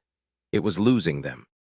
And I'd told myself a story ever since, that they were just units, built 2 days ago, replaceable in principle. And sitting by that fire, I finally let the story go, because you don't gamble your whole build to save an asset. You gamble it to save family. I'd known the truth in my hands before I'd let my head admit it the way you always do. So I stopped pretending. These were my people. I'd made them, or the game had, or some dead soul had been poured into a new body and handed to me, and it didn't matter which because they were here and they were mine, and I would set the world on fire before I'd let one of them go cold. That's not a lord's relationship to her units. That's a mother's. And I'd become one without noticing, somewhere between naming the first 2 and burying my face in a cat, and by the time I understood it, it was already the truest thing about me. And I kept thinking about Malacca too, because his whole tragedy was the dark mirror of mine. He'd loved his daughter so much he'd destroyed the world to get her back. He'd crossed every line, killed every innocent, become a monster, all out of a love that curdled into obsession because it couldn't accept a loss. And I understood him. That's the terrible part. I looked at my family by that fire, and I understood exactly how a good man becomes a necromancer. Because there is a version of me that loses one of them and does not stop, does not accept it, tears the world apart looking for a way to undo it. Love is the engine of the best of us and the worst of us. It just depends on whether you can let go when the time comes. Malacca couldn't. His daughter had to come back from the dead to teach him how. And Alara. I keep coming back to Alara. A girl animated by a scrap of a god's power, sent not to be saved, but to save her father from what his love for her had made him. She held up a fist the size of a car and said, "Dad, please stop." And then she purified him, and then she vanished with a "see you next time," and she meant it because she wasn't done. She was out there, all through the rest of my apocalypse, doing quiet God's work, closing accounts, reincarnating a soul into a stealth zombie so it could kill the man who deserved killing, and then walk free. Tidying the world one debt at a time. A dead girl doing mercy and justice on a god's payroll, cleaning up after the pieces the gods had knocked over. I didn't cry at the fire that night. I don't really cry. But I sat there with my family around me, and a dead god monster cooling in the woods and a knife a god forgot to take back. And I felt the whole weight of it, the love and the loss and the terrible thin line between them. And I made myself a promise I've mostly kept. That I would hold on to these people as hard as Malacca held on to his daughter, and that when the day came, as it always comes, I would be strong enough to also let go. I'm still not sure I can do the second part. I hope I never have to find out. But I know which one I am now. I'm the kind who'd tear the world apart. I just have a family worth staying good for. The god paid everyone, not just me. Lin Feng and Lin Hu and Mei Lai, my whole little war party, came out of that fight glowing, healed, and changed. Xing Chen had reached down and blessed all three of them. Divine blessing, the panel called it. +10 to every stat, every level, forever, and a real chance to awaken a personal ability every time they advanced. My burly farmhands had just been upgraded into genuine heroes by a literal deity. And the very first thing I did, because I am me, was try to read the blessing off them as a gene, and it did not work, because some things even I can't steal. But it told me they now had the raw material to become something. And I happened to be holding the material, because Malachar was a tier 3 and I looted him like it was my full-time job. His whole 2-kilometer territory, thousands of bones. Nearly 5,000 units of wood. His notebooks, his crystals, his coins. A silver chest that coughed up a necromancer job certificate, a mage robe, and a blood pool blueprint, which is a polite way of saying I now own this dead man's entire playstyle. And the stacked reward for taking tier 3 and tier 4 in a single kill handed me a fistful of gold packs, which, thanks to my little card-flipping habit, meant a fistful of guaranteed gold. Other lords would have wept with envy at my luck. I just re-rolled to perfection and cashed in, quietly, the way I do everything. Then I gave my heroes their futures, and I let them choose because they'd earned the choice. I laid 3 job certificates on the ground in front of them.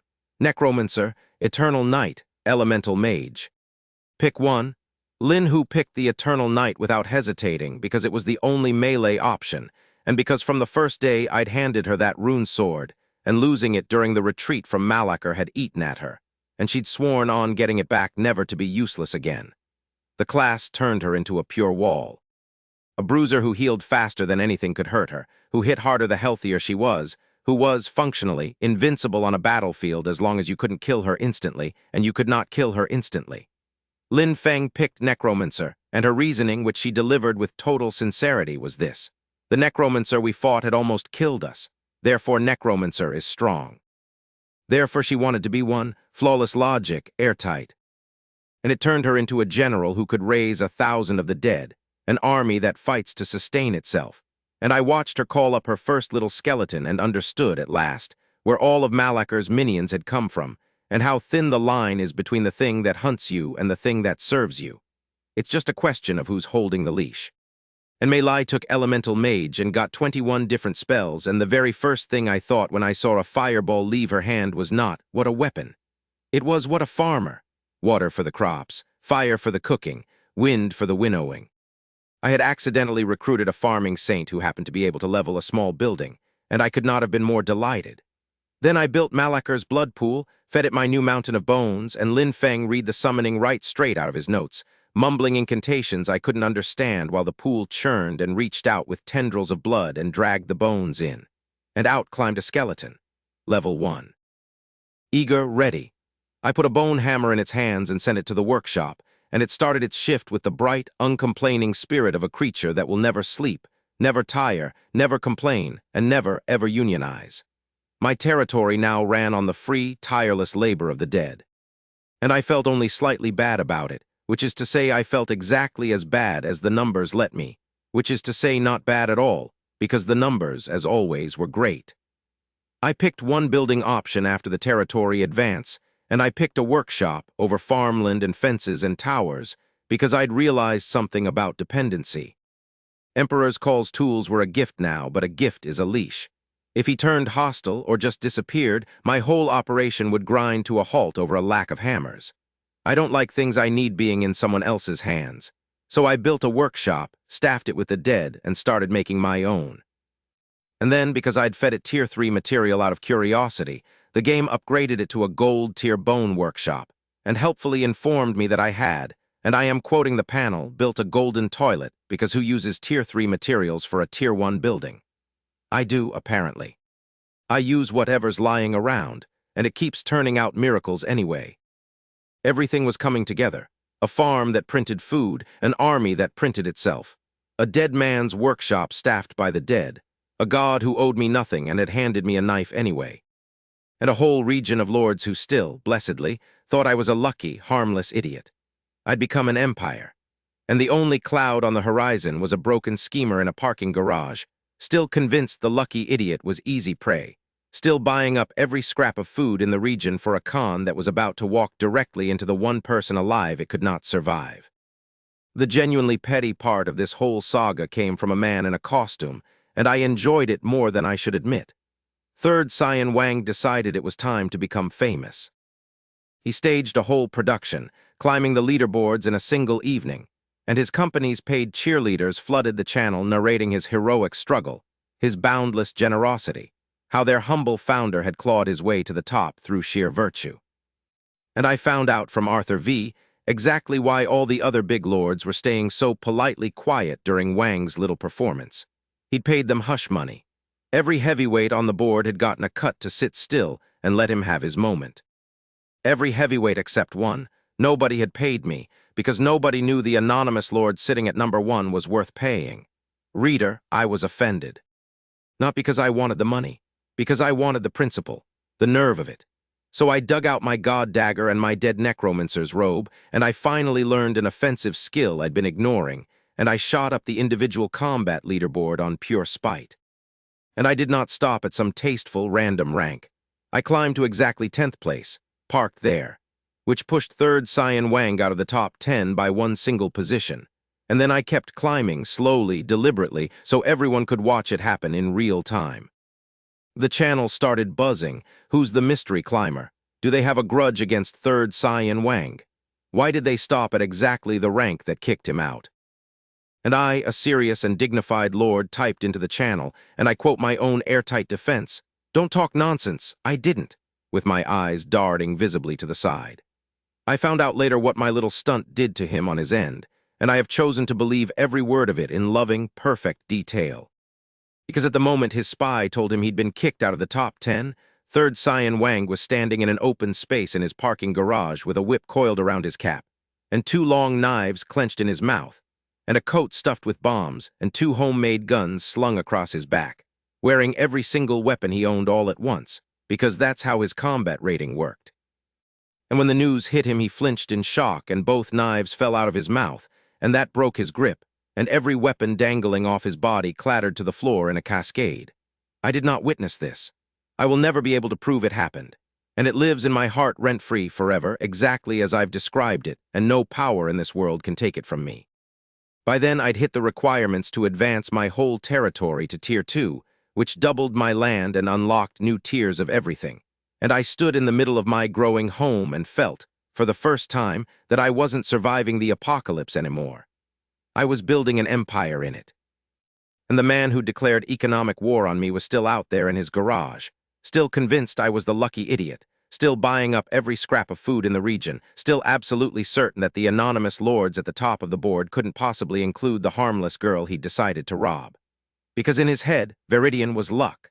The luck of finding money on the street. And how strong can someone be, he reasoned, if they won't even show their name? I was about to answer that question, with rice. Then the 7-day grace period ran out, the monster siege began, and I found out I'd accidentally built the perfect anti-siege machine while trying to build a farm. Here's how the siege worked. Every day at noon the game marked a spawn point near your territory, and monsters poured out of a portal in escalating waves up to 7 a day for a week. And if you couldn't hold, you died, and the leaderboard's bottom number kept quietly dropping as lords stopped existing. Everyone dreaded it.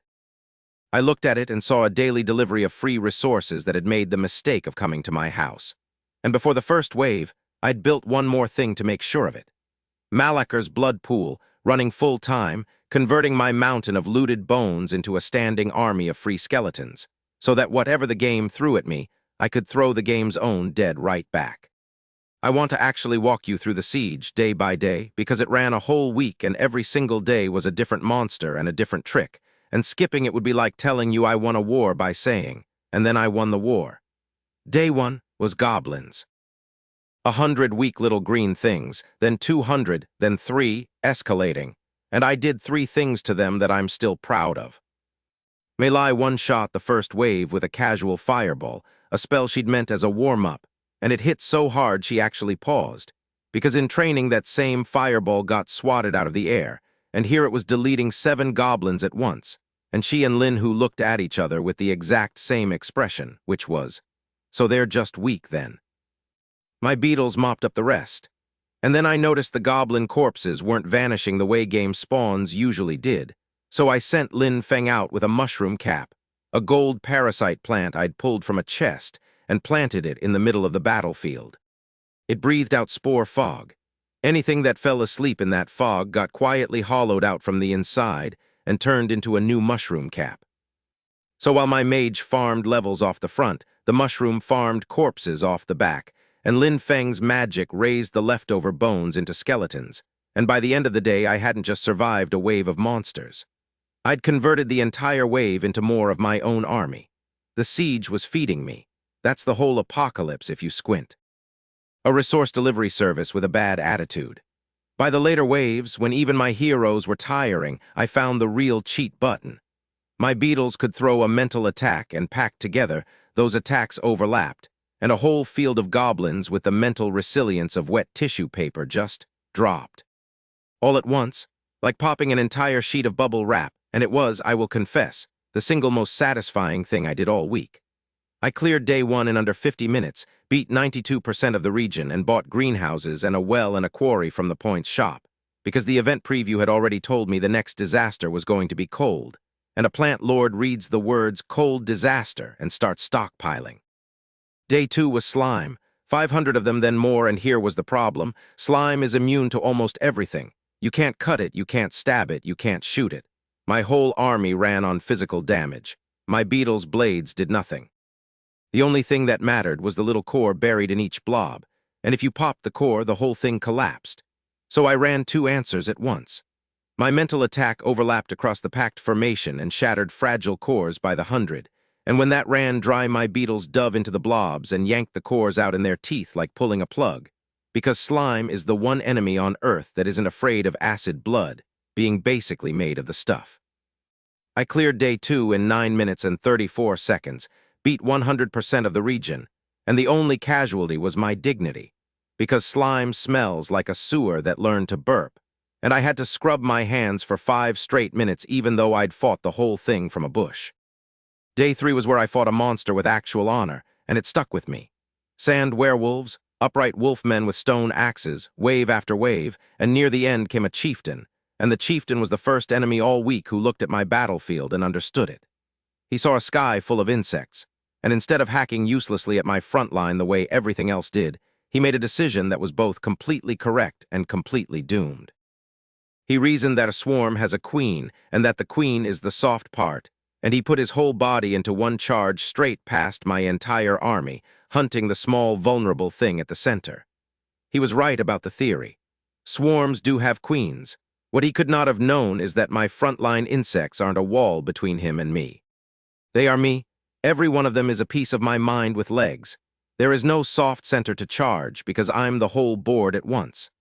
He got about a minute of magnificent, futile courage before the poison caught him, and I felt a strange respect for a monster braver than most people I'd met. And then I read his genes off his body because respect is respect, but data is data. And it was somewhere in the middle of all these monsters that I finally settled my oldest score, the one with the man who thought he could starve me out. Because the siege made food more precious than ever, exactly the way Wang had planned. Everyone needed meat to recruit troops, and meat, unlike rice, doesn't grow back. It's finite. That was the load-bearing assumption of his entire scheme. Meat doesn't grow back. And by then I had taught rice to grow flesh. My newest strain of endless rice didn't just make grain, it made little roots of flesh and blood right out of the ground, which meant I now printed both halves of the economy, the food and the meat, and I had tens of thousands of units of rice with a mountain more ripening on the mountainside. So when Wang's company kept using frontmen to snap up my cheap grain the second I listed it, still trying to hold the shortage together, I understood exactly what I was looking at. A landlord, hoarding, trying to starve a region and get thanked for it. And I have a specific, personal, generational hatred of exactly that, from a childhood I only recently learned was a lie. So I opened the granary and I turned his con into a firing squad. I listed 500 units of rice cheap. His people bought all 500 to keep the price up. I listed 500 more, a little higher, and apologized for the delay. They bought it. 500 more. They bought it. And the other lords in the channel realized something enormous was happening and stopped trading entirely just to watch, because this was clearly a war between gods and they weren't about to get stepped on. And I kept feeding grain into the fire, batch after batch, and Wang kept buying, teeth gritted, heart bleeding, because if he stopped propping up the price, his whole scheme collapsed, and the awful truth he could not accept was dawning on him one batch at a time. He was in a resource war with someone who did not have a finite amount of resources. He had a warehouse. I had a printer. Buy, he told his spy over and over, buy it all. I refused to believe how much she can have. She had a granary that reseated itself. It was never going to run out. He was. The 7th batch is where it ended. Cypher, his spy, finally had to tell him the words that broke him. Our inventory is exhausted. It's all used up. And Wang sat there in his parking garage watching yet another 500 units of my rice appear on the market, mocking him, and felt his brilliant plan get torn apart in real time, and heard in his own head his father's voice, the one that had told him his whole life that he was still too green. I'd traded 3,000 units of rice for 8,400 wood and 4,600 iron, and every gold coin his company had. I'd bankrupted him with vegetables, and then, because I was in a genuinely good mood, I dumped another 1,000 units on the market at the lowest price I could set, for no reason except that I was happy, and the whole region got cheap food, and Viridian's legend as the generous grain saint grew another size, and no one but Wang and me ever knew that the saint had just gutted a man for sport. I felt a little bad. For about the length of that sentence, and in the wreckage of his empire, the spider slipped her thread. Cypher had been quietly skimming resources off the top the entire time, and now that Wang was broken and useless, she cut him loose and went shopping for a new host, and her eye landed on that grudge-holding Lord Incognito. Wang didn't even notice her leave. He was too busy being ruined. You'd think after a day like that I'd celebrate with a nice meal, and I did try to cook. That's the thing about my relationship with the stove. It never got better. It only got more powerful. Because that night I made soup, a real effort, good ingredients, tree fruit and spring water and meat and a little of everything, and I tasted it to prove it was fine, and I woke up hours later on the floor. The soup knocked me unconscious. And then the game, which measures everything, informed me that this cursed broth I could not stay awake to finish tripled mana recovery, permanently raised my mana cap, and had a small chance to simply stun the drinker into next week. By the numbers, an incredibly powerful potion. By the taste, a war crime. So I did what any sensible entrepreneur does with an accidental miracle. I sold it. Listed my failed dinner on the market, watched it sell out in 5 seconds, and within a day lords across the region were drinking a bowl before bed like a pre-battle stimulant, and my reputation gained a whole new dimension. Viridian didn't just have miracle food. Viridian had miracle potions. I had failed so badly at cooking that I'd invented a product line, and I would genuinely like to see a professional chef manage that. The region was full of masks, and pulling them off one by one was its own slow education. Take Arthur V., my honey supplier. My core supplier. The lord who could produce almost any rare resource on command and never, not once, asked to buy anything magical from me. That's a strange shape for a person to be. I filed him under useful and unreadable, and I was right to, because whatever his talent was, it played a game the rest of us couldn't even see the board of. He remembered every little thing. He remembered I'd once asked about a god called immortality days later, unprompted. People like that are never safe. But he was polite, and he paid on time, and in an apocalypse that buys a lot of grace. Take Snowfall, who messaged me one day with a request I'd never gotten before. He didn't want to buy my food. He wanted me to grow his. He'd send me seeds, and I'd plant them, and he'd take back the harvest. And a little door opened in my head because that was a business. Seeds in, new species out, and every plant that passed through my hands left a gene behind for me to keep. A custom farming service that paid me in the one currency I hoard above all others, which is other people's biology. I didn't have time for it yet, but I wrote it down. I write everything down. That's how a lucky idiot stays ahead. But the mask that actually stopped me was Grave Monarch. The name topped the combat board. Master of the Dead. Everyone pictured a warlord, some hulking man commanding a legion of corpses, and everyone was wrong, because Grave Monarch was a girl. A young woman with a ponytail who had never once corrected the assumption, because the wrong picture was armor, and I of all people know exactly how much a good lie about yourself is worth. And she wasn't building an army to conquer anything. She was building a wall, because behind it were 142 people. Old ones, children, survivors she'd pulled out of a failing shelter and walled up and kept alive through the end of the world, feeding them, protecting them, an old man named Elder Zhu, and a table full of tired advisors trying to make 10 tons of grain stretch across 200 mouths. She came to me starving. Not for herself, for them. And she asked politely, professionally, whether the famous Viridian might spare some food. And I offered her 20,000 units of grain like it was nothing, because to me it was nothing, and there was a long silence on her end. I found out later there'd been a whole room around her watching her face, and she'd had to say the number twice, because a starving shelter has no shelf in its head for 10 tons of food, no way to hold a mercy that large. And then, because I am who I am, I haggled her hard on the price. And she haggled right back, like a market auntie who has argued over vegetables her whole life. And we made the deal, and I walked away with seeds and furniture and a generator, and she walked away with 2 months her people would otherwise not have had. I think about her more than almost anyone else in that whole apocalypse, because the region ran on a rule nobody said out loud. The scary ones were protecting somebody. The terrifying zombie master was a girl guarding grandmothers. The reborn craftsman was trying to save everyone he could. The generous grain saint me was a recluse who'd gut a man for sport but could not, physically could not, watch a unit die in front of her. Everyone wore the wrong face on purpose. And the one man who'd shown his true face, who'd stood up in the channel as exactly what he was, a landlord playing the crowd for profit, was the one man the whole region ended up hating, and the one man I personally destroyed. Maybe that's the lesson of the whole thing. In a world trying to kill you, the mask isn't a lie. The mask is a kindness. You wear harmless so the wolves leave you be. You wear scary so they don't touch what you love.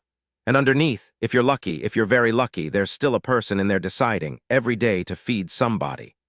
I wore lucky and harmless for 2 straight weeks. And underneath it the whole time was a girl building a family out of monsters and refusing, absolutely refusing, to let a single one of them go hungry, or die, or be taken. That was the real me. The luck was just the costume.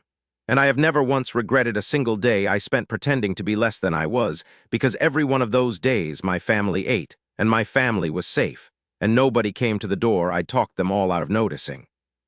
Somewhere in the middle of that siege week, I finished building my masterpiece, and it's the unit that turned my swarm from strong into deeply unfair. And it's also, unfortunately, the reason 400 insects now call me Mom. I called it the needle erosion insect. I took every good gene I owned and wove them into a single body, poison for blood, wings sharpened into blades. Regeneration that refused to quit. Devouring growth, so they could eat almost anything and get stronger off it. And self-reproduction, so they no longer needed a queen bee or honey, just meat and time, and could double their numbers overnight. And I fused a hive mind into them, so past a certain count they thought together and got smarter the more of them there were. And then I linked myself in at the center, as the queen, and the game folded the whole thing into one skill, and it named that skill with a completely straight face, I am the swarm. I bred them in the hundreds and then the thousands, and that is when the trouble started, the specific, personal, undignified trouble. Because at 400 strong, the hive mind woke all the way up, and it had the mental age of a small child, and it learned to speak by vibrating the air. And I came out of my tree one morning to find a cluster of enormous, acid-blooded murder insects gathered around me. Hundreds of eyes all fixed on my face, all going in a soft, eerie unison, Mom, Mom. Mommy, I only just turned 18, I said with my face in my hands. How am I suddenly the mother of 400? They did not care. To the swarm, I was Mom, the queen, the sun their whole world orbited, and no amount of arguing was going to relocate that fact. So I did the only thing an overwhelmed single parent of a murder swarm can do. I made everyone else raise them too. I pushed the whole glittering horde at Lin Feng and Lin Hu and Mei Lai and declared them the bugs' teachers, effective immediately. You're their teachers now, I announced. Congratulations. Master, Lin Feng said faintly, staring down 800 eyes. What exactly do we teach them? I did not stay to answer. That is what delegation is. If I had to raise children, then everyone in this territory was raising children, and I consider that the purest form of justice I have ever administered. The rest of the siege I fought as a mother of 400, and the days kept escalating, and so did I. Day 4 was goblins in steam-powered armor, war machines twice my height belching smoke, and this is the day I unveiled my favorite terrible idea, which was potato mines. I taught a potato to store explosive compound in its roots and detonate when stepped on, and I'd planted a whole field of them in the monster's path. And here is the beautiful part. Goblins hate plants taller than a meter. It's in their nature. So even when a mine wasn't on their route, they'd go out of their way to stomp it, and the field started chain detonating, and a heavy warsuit stepped on a vine and set off everything under it at once and vanished in a bloom of fire. I lost the armor I'd wanted to loot, which was a shame. But I'd built a minefield that taunts its own victims into it, and I'm counting that as a win. Day 5 doubled the spawn points, 2 portals at once on opposite sides of my territory, and this is where a hive mind stopped being a party trick and became a superpower, because I could split my consciousness and fight 2 battles at the same time, one army under Lin Hu, one under Lin Feng, and me at the center of both. The day the game tried to overwhelm me with geography was the day I simply became 2 places at once. Day 6 was zombies, and I laughed out loud because I'd spent a whole week being jealous of Grave Monarch's talent, and now the game was handing me an unlimited supply of the dead. And Lin Feng, my necromancer, looked at 400 berserk corpses the way I look at a granary. She reached out and stripped the soul fire off the weak ones with a single glance, because to a necromancer a lesser undead is a toy, and by the end of the day her army had upgraded itself an entire tier for free, using the enemy as raw material. The siege wasn't attacking me anymore. It was resupplying me. And on day 7, the last day, the game got clever and sent a mix, every monster type from the whole week all at once, and that's the day I found the exploit that made the entire siege pay for itself, because I'd noticed something. A corpse I used that I parasitized with a mushroom or raised as a skeleton didn't vanish the way an unused corpse did. It counted as mine, so the game let it stay. And I could pick up a body and drop it into my market listing before it disappeared, which meant every wave the game threw at me, 4,000 monsters a day, was 4,000 free units of flesh, if I could just claim the bodies fast enough. So while my mushrooms parasitized one flank and my necromancer raised the other, my beetles ran a body collection service across the middle, uploading corpses into my fridge by the 100, and by the end of siege week I hadn't just survived a monster army. I'd looted it down to the bone and banked the difference. The defenses ran themselves. I'd ringed my whole territory in mushroom caps, thousands of them by the end, breathing out a wall of white spore fog. So anything that wandered toward my home either fell asleep and became a new mushroom, or, if it moved too fast, tripped a potato mine and became a small crater. Fog on the outside, mines under the fog. Too slow, you're fertilizer. Too fast, you're gone. I'd built a garden that eats trespassers, and I'd built it entirely out of vegetables, and I'd like to see a stone wall do that. My art style, meanwhile, had fully committed to the bit. Somewhere in that week, I'd stopped being a cottagecore plant girl and become a full biotech horror show. My beetles bled acid. My bees sprayed poison. My rice grew meat out of the dirt. My dinner could knock out a grown man. Every single thing I loved and nurtured had, on close inspection, turned into something out of a monster movie, and every upgrade made it a little worse. And I made my peace with it the only way a person can, which is that art style does not put food on the table. And if the food it puts on the table can also dissolve an invading army, then I am not going to file a complaint. And by the time the last wave of the last day dissolved into light, I understood something about myself I hadn't wanted to know 2 weeks earlier, standing in a car, wishing for one lazy day. I was good at this, not lucky. Good. The girl who reloads a save 6 times to survive a tutorial had turned out to be exactly the kind of person who wins a war of attrition. Because winning a war of attrition is just refusing to quit the tutorial until the tutorial gives up first. And I have never once, in my entire life, been the one to quit first. And in the quiet between all those waves, over cores and trades and long boring evenings watching the channel, I finally learned who the other big names in my region actually were, and it rearranged my whole picture of the place. Arthur V, my honey and core supplier, the one who could conjure any rare resource on demand, and never once asked to buy anything magical from me, turned out to be some kind of magic side lord, playing a game none of the rest of us could even see the board of. I filed him under useful and unreadable and left it there. A lord named Snowfall messaged me with a request I'd never gotten before, asking me to grow a specific plant for him. And it planted a genuinely good idea I didn't have time for yet. A whole custom farming service, seeds in, new species, and free genes out. And Emperor's Call, King's Landing, my reborn tool supplier who still had no idea I was the same girl he'd handed a watermelon on day one, kept being helpful in that eerie, over-informed way, warning the whole channel not to overclear the siege because the difficulty compounds, because he'd watched lords die on the final days once already, in a timeline only he remembered. But the reveal that actually stopped me cold was Grave Monarch. The terrifying one, top of the combat board, master of the dead, the name everyone assumed belonged to some hulking warlord, and Grave Monarch turned out to be a girl. A young woman with a ponytail who'd never once corrected anyone's assumption, because the assumption was armor, and I of all people understand that a lie about who you are can be the safest wall you own. And she wasn't building an army for conquest at all. She was using her power to protect a shelter. 142 people, old and young, that she'd rescued and walled up and was quietly keeping alive against the end of the world.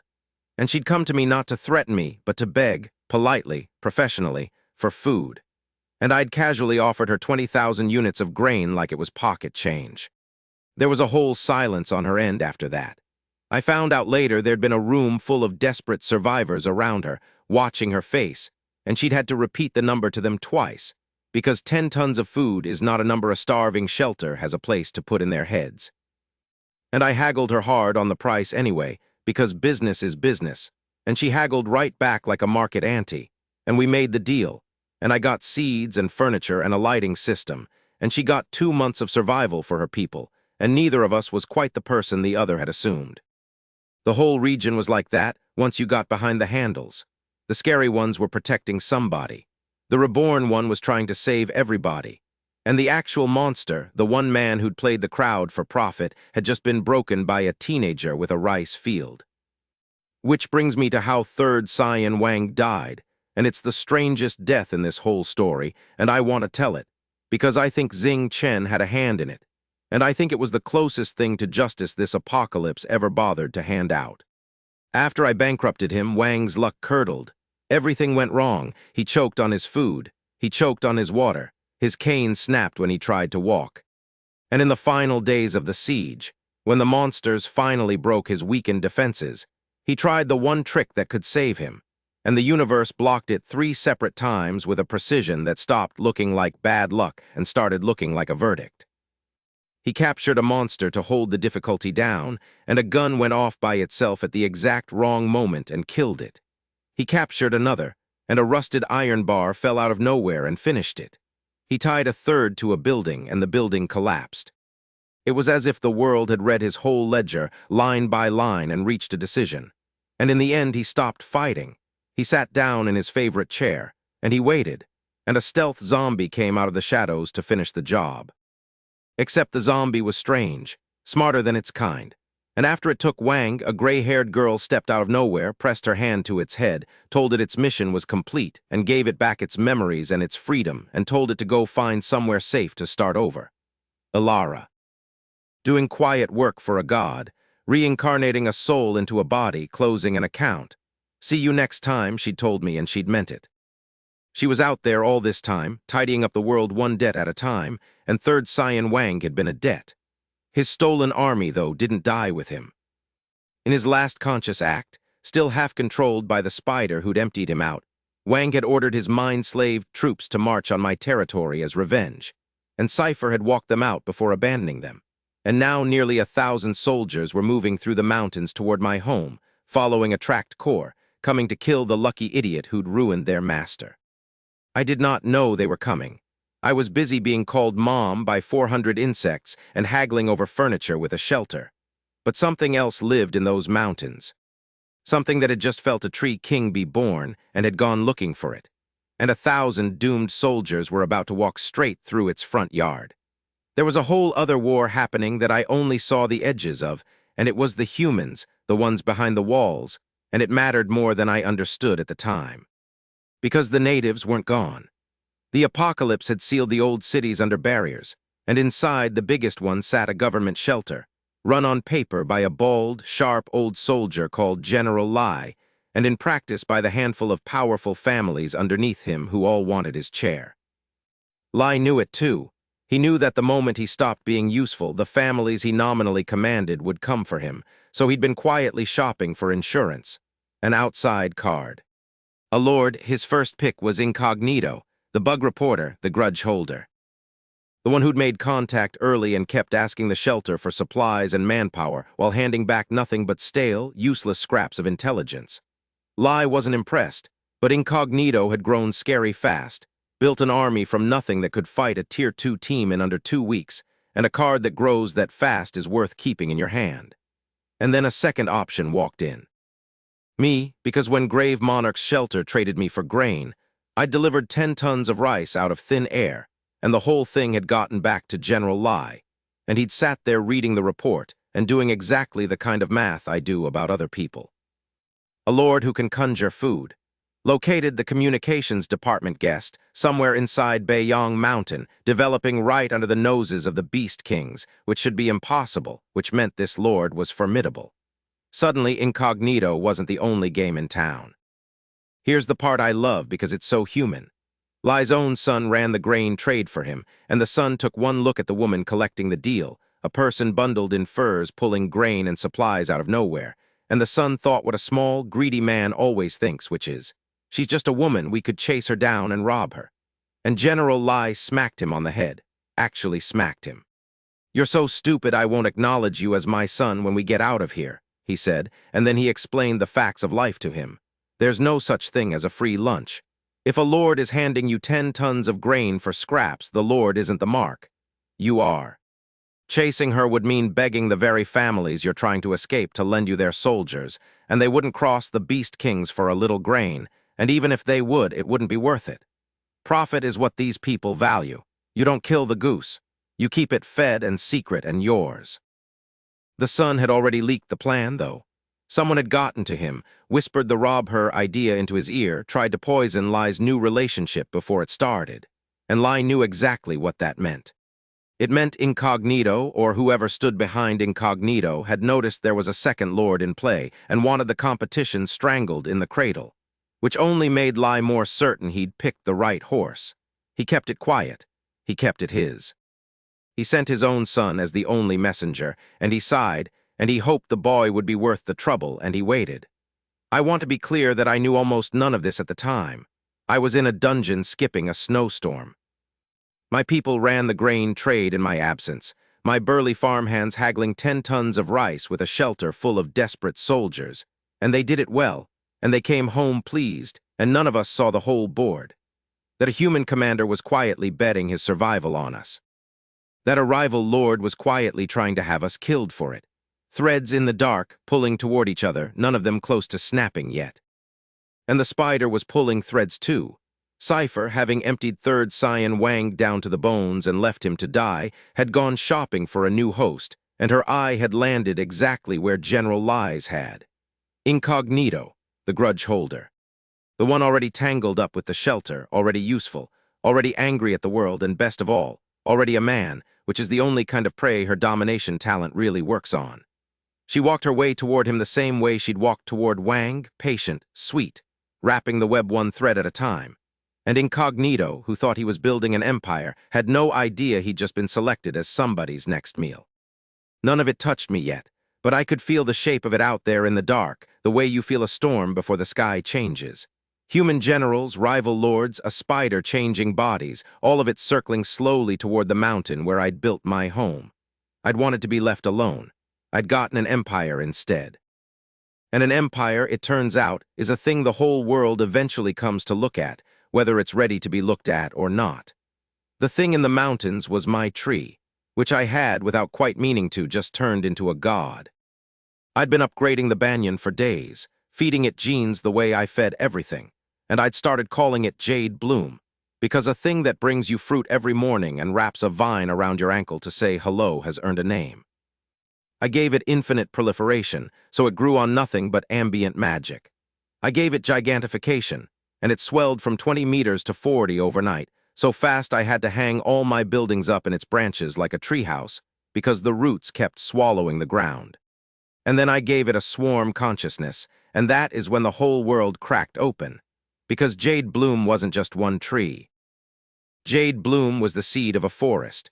The moment its mind woke up, its consciousness poured out through the roots into every mutant banyan on the mountain, thousands of them, all connected underground, and all at once I could feel it.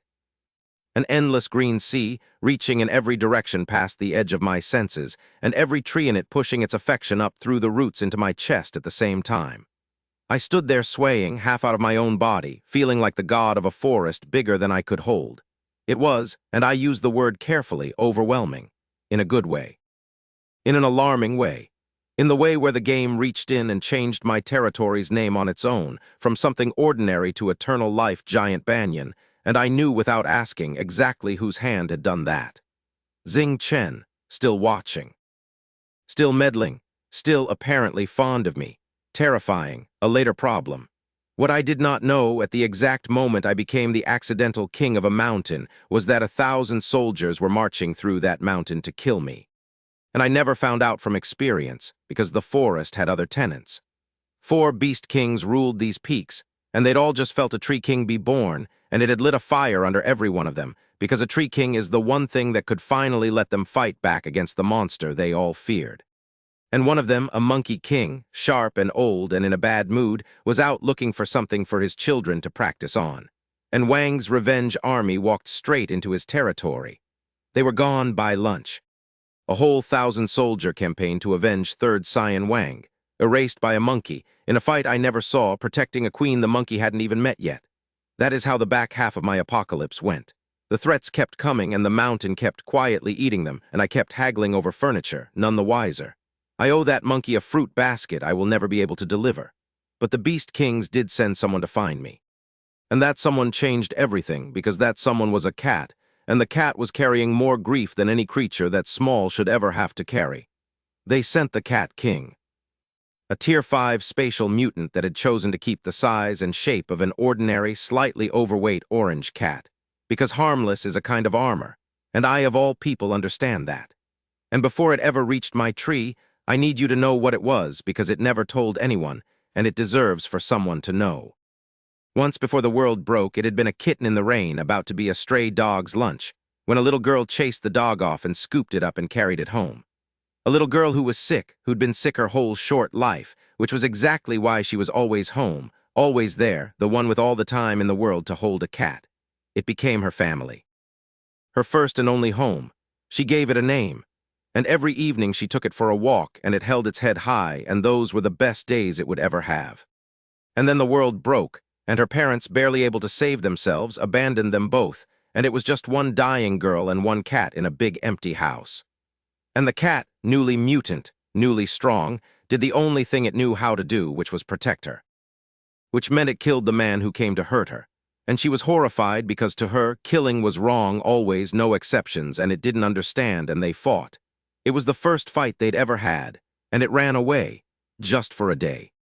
Just to cool off, meaning to come back and be forgiven. It came back to a home with nobody left in it. To a body still warm and a floor not yet dry. A day too late, and for every day after that, for the rest of its long, grieving life, a day too late. So it stopped letting itself feel things, and it became a beast king, and it prowled the mountains alone. And now, ages later, it had been sent to scout the new tree king, and it padded into my territory expecting a giant tree, and instead it found me. A girl with long white hair, about the height its girl would have grown to. Pale the way she'd been pale, and this ancient, grieving thing stood there and looked at a stranger wearing its dead child's face, and it hated me a little for it, and it could not stop looking. And then it found the cat bed, because days earlier I'd built a little cat house off an old blueprint, on a whim, a soft, fur-lined box, and left it by my door and completely forgotten it. And this Tier 5 war beast that had killed men and fought monsters and outrun 3 superhumans at once climbed into that bed, and against every intention it had ever formed, felt at home.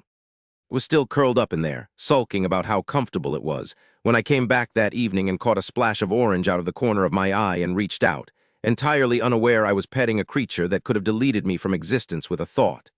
It let me. It leaned into my hand, and I heard myself ask, because I am exactly the kind of person who asks a strange cat this, so. "Do you want to be my cat?" And the cat king, who had spent the whole apocalypse alone because the last time it loved someone it lost her a day too late, decided, for reasons it would never once admit out loud, to try one more time. "Okay," it said, "I agree," in a clear, girlish voice. Because of course it could talk, and of course that's the part that made me shriek and nearly fall out of the tree. I named it Ginger Snap. I found out much later that the girl who'd owned it had called it almost exactly that, and I didn't know, and it never told me, and it let the name settle into the empty place where the old one used to be. Its favorability with me climbed overnight to numbers I'd never seen on anything. It slept on my chest and used me as a mattress and demanded, as a strict condition of employment, that I make it my cursed knockout soup, which it inexplicably adored.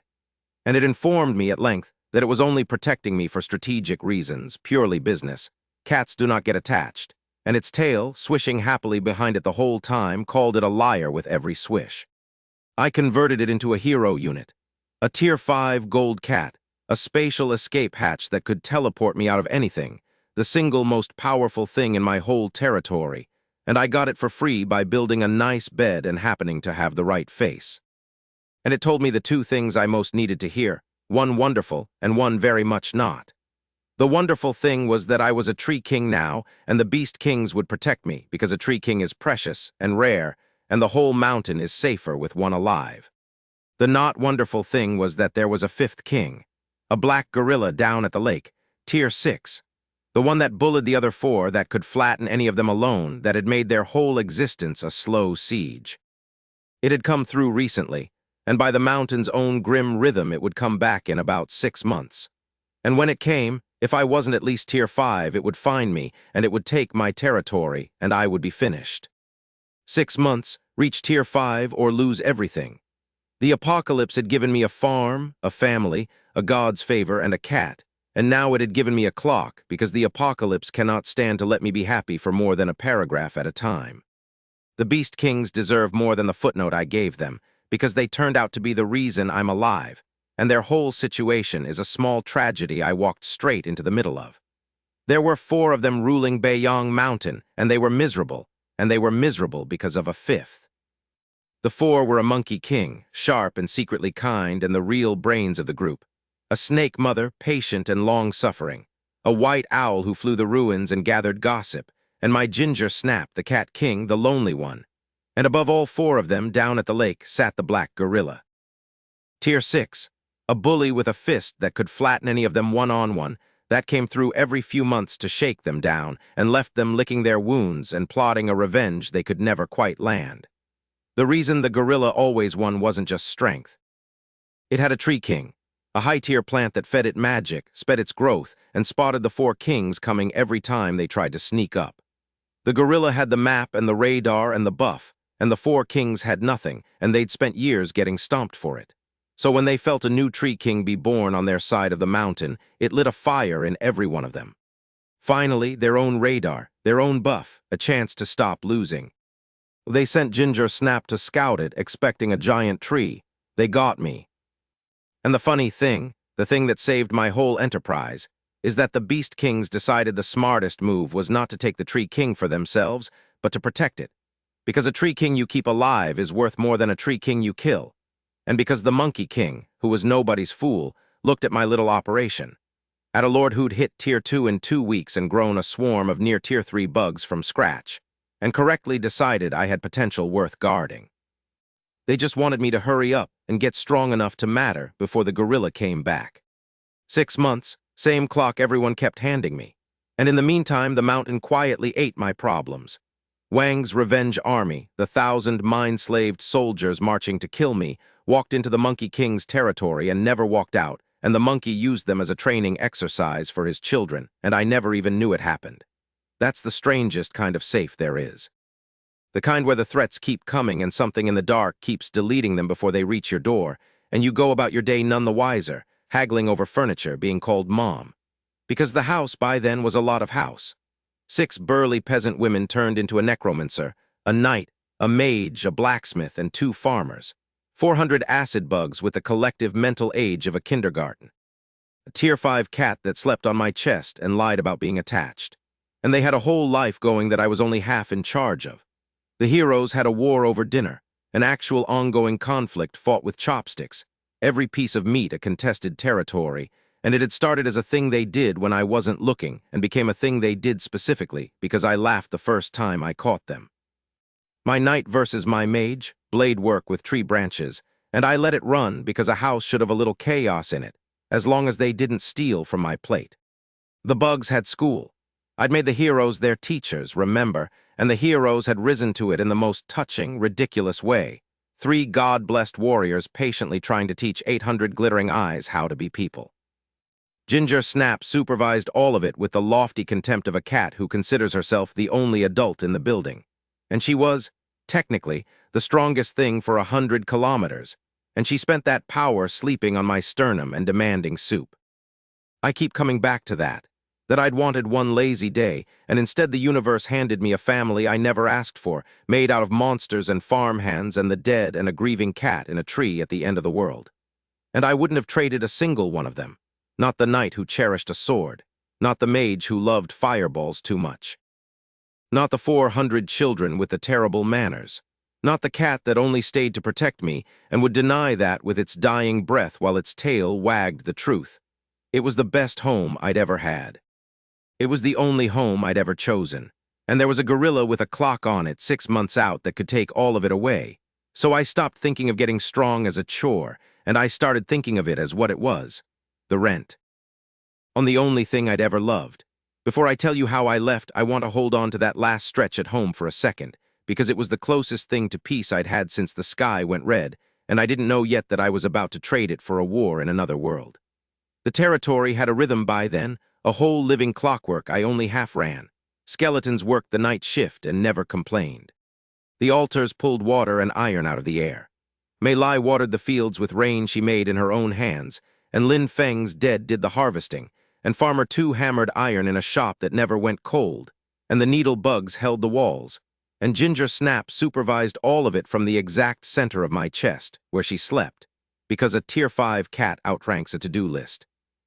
I'd wake up to fruit brought to my bed, and a cat on my ribs, and 400 children learning their letters from a necromancer. And I'd think, some mornings, that a girl who'd wished for one lazy day had accidentally built a life where every day was a good one, and had been too busy fighting gods and schemers to notice. I noticed now. That was the trouble with the bear bulb. It made me notice. It made me count the faces around the fire and understand that every single one of them was a thing I now had to lose, which is the exact price of a family, and a price I'd have called insane 3 weeks ago, back when I had no one and wanted no one and thought that was safety instead of just loneliness with the lights off. I sat with all of it a while in the dark, with a warm cat and a warmer fire, and a family I'd built out of monsters and the dead. And then I did the thing I always do with a feeling too big to fix. I put it down, and I got up to go pack. The shelter finished paying me for the grain, and part of the payment was a generator and a set of lights, and I wired them up, and I pulled the cord, and a single bear bulb lit up my tree hollow. And I sat there and stared at it until my eyes blurred. Because it had been almost 2 weeks since I'd seen an electric light. 2 weeks since I'd seen any trace of the world I came from, and I hadn't known, until that exact moment, how much of me was still quietly, uselessly hoping to go home. I'd spent those 2 weeks surrounded by plants and insects and the dead, and I hadn't been unhappy, not even close. But a bare bulb, humming over a bed of straw, and suddenly I missed my old life so hard it stopped my breath. My phone, my games, my little rented room. The version of me that had lain awake a lifetime ago, giddy about becoming a spoiled heiress. There is no going home. I've known it since the sky went red. But knowing a thing and feeling it are 2 different rooms, and that night under a bulb, holding a cat that missed someone too, I sat in both of them at the same time. Then I turned the light off, and I drank a bowl of soup that put me straight to sleep, because even grief loses to my cooking, and in the morning I got up and got back to the only thing left to do, which was survive. The clock was running now. 6 months, and a plant lord's worst nightmare was already blowing in on the wind. The cold disaster came fast. Faster than a week's warning should have allowed.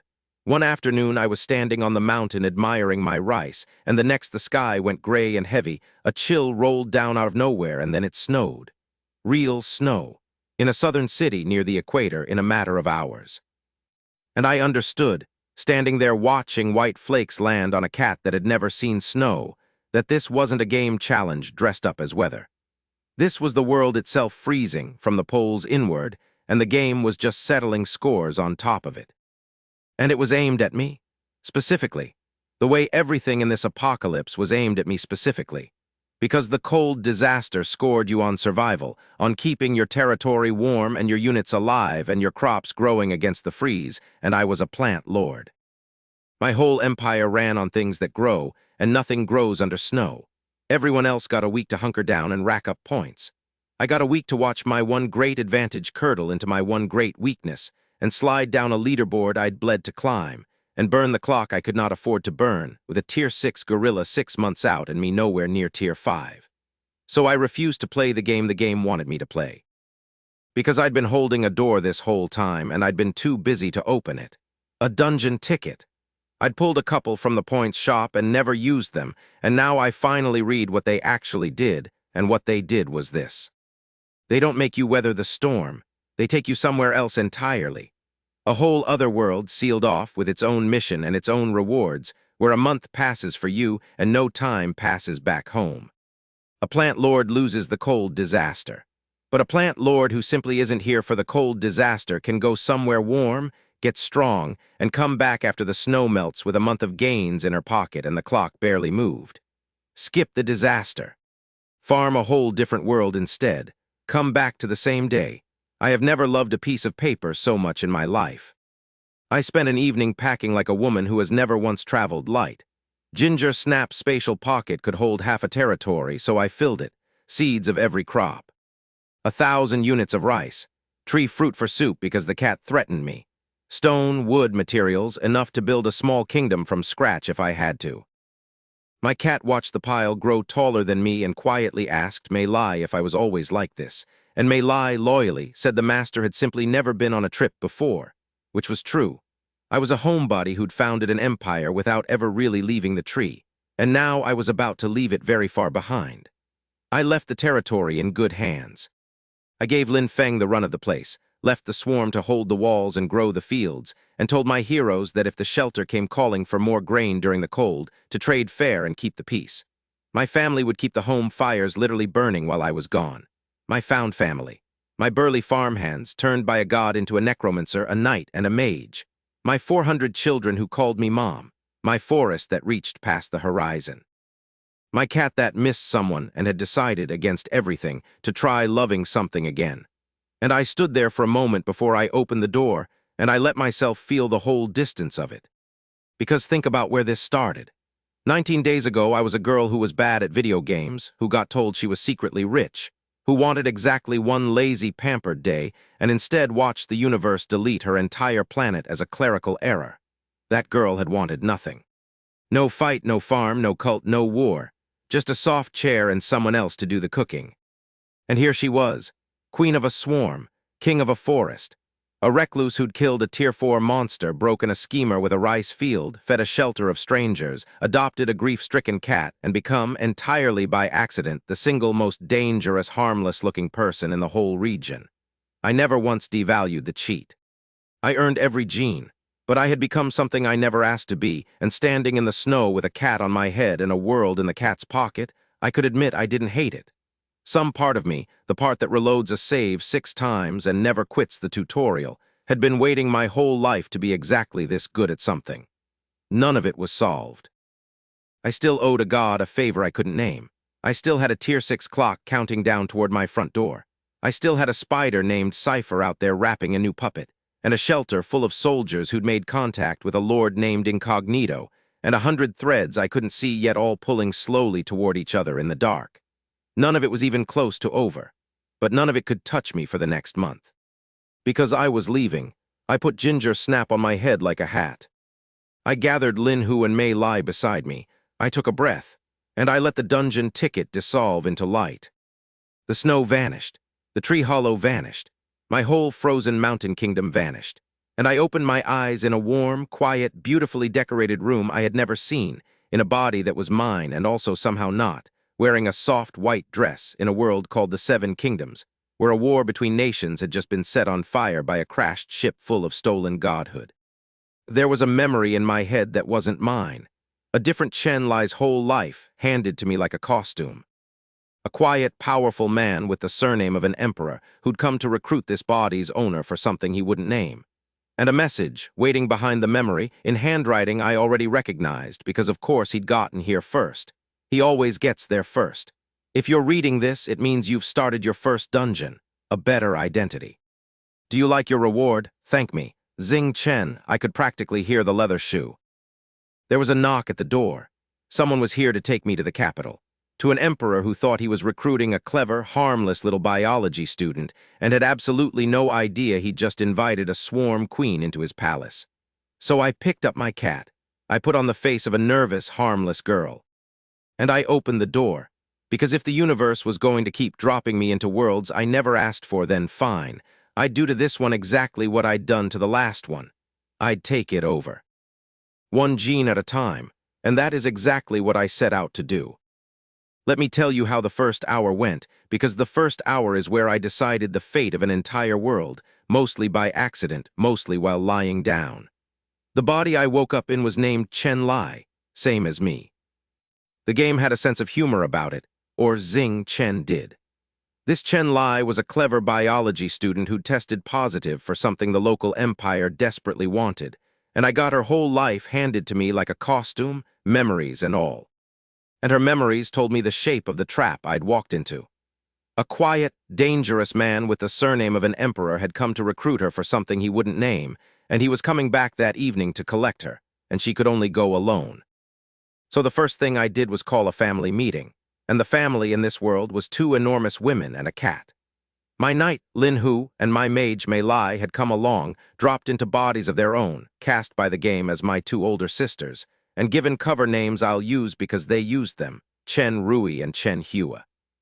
And Ginger Snap, my Tier 5 spatial cat, in the body of a very ordinary house cat, sitting on my head like the world's most dangerous hat. Here was the problem, and I want you to appreciate how neatly the game had boxed me in. My whole power as a lord comes from being surrounded by my swarm and my units.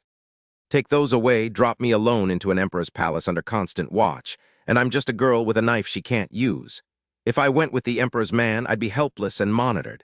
If I refused, I'd be a fugitive hunted by an entire nation. Neither was a plan. And then I nearly laughed because I'd almost fallen for the oldest trap in my own book. My swarm doesn't need me standing next to it. My swarm needs meat and time, so I split us in two. I would go with the emperor's man, alone, walk straight into the palace and play the harmless, clever girl while I gathered intelligence about this whole world. And my sisters, Chen Rui and Chen Hua, would take the swarm and disappear into a border town torn up by war and grow. Just grow. Feed the bugs on the ruins, breed them in the rubble, and build out of sight an army. And here's the mission I'd been handed, the one worth the most reward. End the war between the 7 kingdoms. Stop a whole world from tearing itself apart over the godhood that had crashed into it. And I looked at that impossible diplomatic mission, and I thought about my acid-blooded self-replicating horde, and I realized I didn't have to negotiate anything. I just had to become the one thing that makes enemies stop fighting each other, a bigger threat. If my swarm grew large enough to terrify every nation at once, they'd have no choice but to put down their swords and turn to face it together. I could end their war by giving them a common nightmare. The common nightmare in this case being me. So we split up, I told my sisters, in a room with the curtains drawn. I go to the capital and find out what this world can do. You two take the swarm and grow it in the chaos until it's strong enough to scare a nation. Don't worry about me. From the way this emperor's man is fawning, they need this body's owner too badly to hurt me. You're the ones in danger. Grow fast, stay hidden, and let Ginger Snap carry messages between us.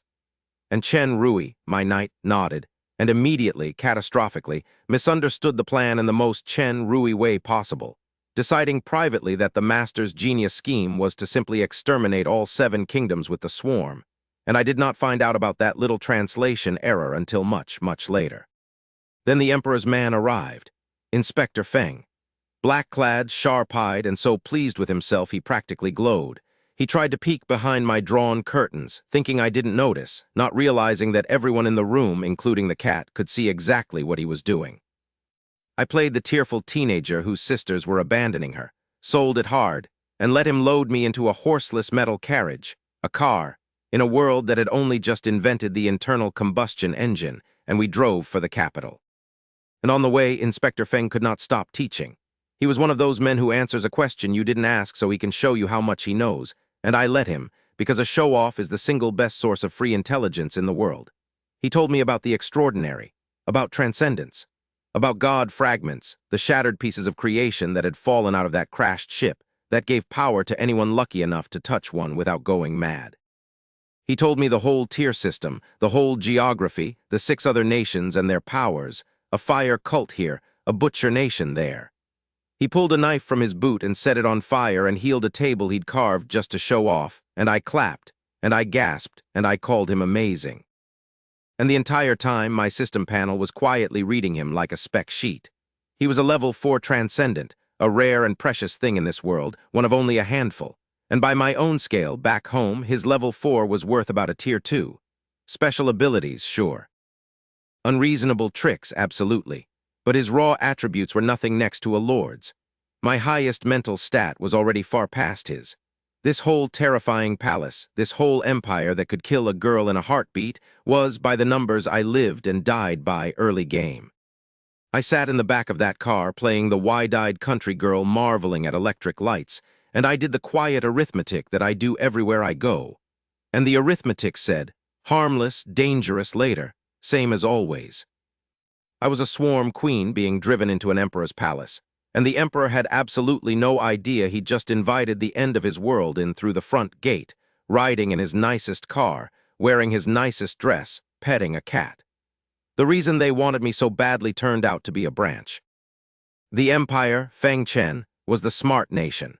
Its whole extraordinary power line started with a class literally called student, which gave you a genius brain and let it build the biggest research institute in the world.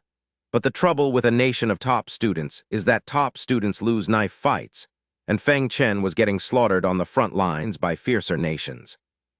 They had exactly one man who'd learned to pull new power out of the god fragments and share it. His name was Lin Tao. He was the librarian, a level 6, one of the strongest beings alive, and he looked about 30 and had eyes that saw straight through you. And they'd found a god fragment they couldn't use, one that mutated every plant around it into a monster when nobody controlled it, and they'd found a girl who tested as a perfect match for it, and they wanted her to tame it and hand Feng Chen a whole new line of power. The girl was gone. I was wearing her, and a plant-based god shard in a world where I already read plants like spec sheets was the single most on-brand thing the universe could have handed me. They made me sign a contract first, an enchanted one, binding, and I read it carefully, the way my parents' company had unknowingly trained me to. Feng Chen would give me the fragment, protection, and anything I needed for research. In return, I'd hand over every ritual I gained, and I couldn't leave the capital. Restrictive, sure. But it didn't stop me from developing power, and my real army was already growing 1,000 kilometers away where no contract could reach. So I signed, and I watched Lin Tao smile like he'd just closed the deal of the century, and I thought quietly that he had absolutely no idea which of us was the buyer. Then they took me down to the sealed vault to touch the thing, and the thing nearly took me. It was a branch, glowing faint blue-green on a stone table in a plant-less room, and the second I saw it, an overwhelming hunger rose up in me, the pure animal need to swallow it whole and make it mine, and I stood there frozen, drifting toward it, my own consciousness getting peeled up out of my body by a power that recognized me as its perfect host. And Ginger Snap on my head slapped me. Hard. Cat paw to the skull, pain to break the trance, and I came back to myself gasping and covered it with a laugh, and Lin Tao just nodded because animals are more sensitive to the fragment than people, and it was completely normal for the girl's cat to be agitated. He had no idea the cat had just saved his empire's most valuable investment from becoming a plant. The fragment gave me a class, gardener, and it was mine in a way nothing had been since life weaving. Plant affinity dialed to 100. The power to accelerate growth, to borrow the abilities of any superplant around me, a whole library of potion recipes, and held in my hand up to plus 100% to every stat. 2 puzzle pieces snapping into place. It felt so right my face flushed. And the best part, the part I saw immediately, was that the ritual to gain this class was simple, teachable, and didn't require the fragment at all past the first step, which meant I could teach it to my sisters, and to my swarm. I could give my acid bugs a whole second power system stolen from an entire foreign world. And then I made Feng Chen fall in love with me, and I did it with rice. Because I had this branch now, this plant god shard, in an empire desperate to feed a war. And I casually mentioned to Lin Tao, playing dumb, that I'd tried modifying some rice plants but the experiment had failed. They hadn't gained any powers. They'd just, grown a little faster. And Lin Tao's smile froze on his face, and he said, very carefully, say that again. And I innocently repeated it, and he nearly fell over, because in a world where whole nations rise and fall on how much grain they can grow, a rice plant that ripens in seconds is not a failed experiment. It's the most powerful weapon in the empire. He hauled the muddy rice stalk to the emperor in the middle of the night. And the emperor, a fat, cheerful, ancient man who looked more like a smiling Buddha than a conqueror, wept over a rice plant and gave me a duke's treatment and the run of the royal library, and most importantly, the thing I actually wanted. Whatever I needed for research, any plant, any relic on demand. I had just turned an empire's entire resource network into my personal supply chain, and they thanked me for it. And in the middle of all that, I want you to know, the stove followed me across worlds, and it did not come alone. On my first night in the palace guest room, watched by hidden agents through a telescope, I got bored and made soup. My cursed soup, fruit and spring water and expensive palace ingredients I found in the icebox, tossed together into an ominous black broth, and the agents watching me cook nearly filed a report about it. And the next day, when 3 of them came to inspect my leftovers, one of them, out of professional habit, tasted the residue in the pot. He dropped where he stood, out cold, and his partner, alarmed, checked him, and then also tasted the pot to analyze it and also dropped. And the third and last agent found his 2 colleagues collapsed together on my kitchen floor, pointing weakly at the iron pot with their dying breaths. And he, a trained level 3 transcendent, an elite operative of the Empire, could not stop himself from tasting the pot too. And then there were 3 unconscious agents in a pile, and the official imperial physician's diagnosis, which I treasure to this day, was food poisoning. My cooking took down an entire counter-surveillance team without me lifting a finger. Inspector Feng, who saw the black soup through a telescope, finally understood why I qualified as a rare and special talent. This kind of gift, he reasoned, is not something an ordinary person can possess. Reader, I have never in my life felt so seen. Palace life, for the record, was a very comfortable cage, and I spent it doing the thing I do best, which is being underestimated on purpose. They gave me a courtyard of my own, a rare honor, quiet because everyone avoided the high-ranking wing, and they gave me a maid named Mei Ling to look after me. Mei Ling was flawless. She could pace exactly 2 steps ahead of me and match my speed no matter how randomly I sped up or slowed down, which I tested constantly, out of pure petty curiosity, walking like a lunatic through the halls just to try to trip her rhythm. I never once managed it. She was also, of course, a spy, reporting my every move up the chain, and I knew it, and I didn't mind it, because overt surveillance is just a free communication line to the people watching you.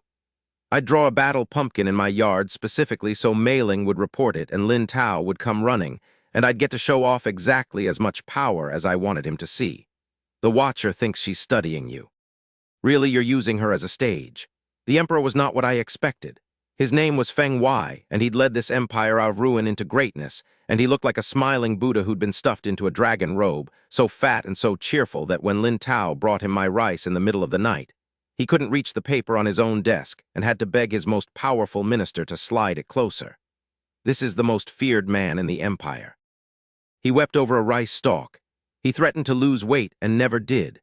He got so excited about a fast-growing grain that he woke up the whole palace to go thank his ancestors at the shrine, hauling a muddy rice plant with him at dawn like a child with a prize.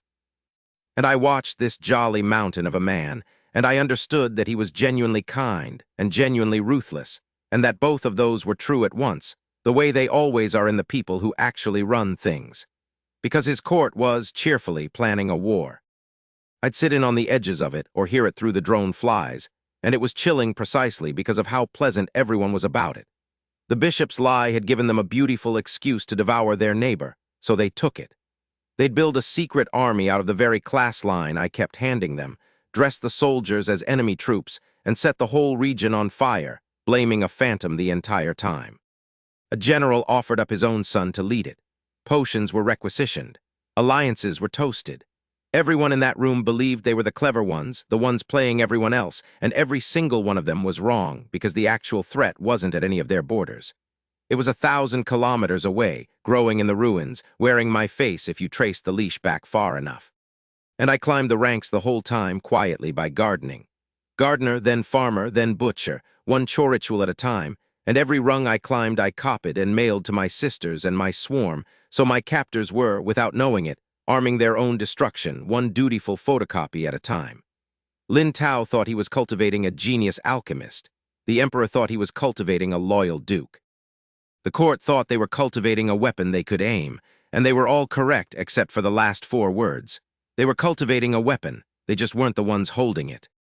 I'd walk back to my quiet courtyard in the evenings, past a garden they'd emptied of plants to keep the god branch calm, and I'd sit under the one lonely tree they'd left me, with a cat on my chest and a war brewing in every direction, and I'd feel almost peaceful.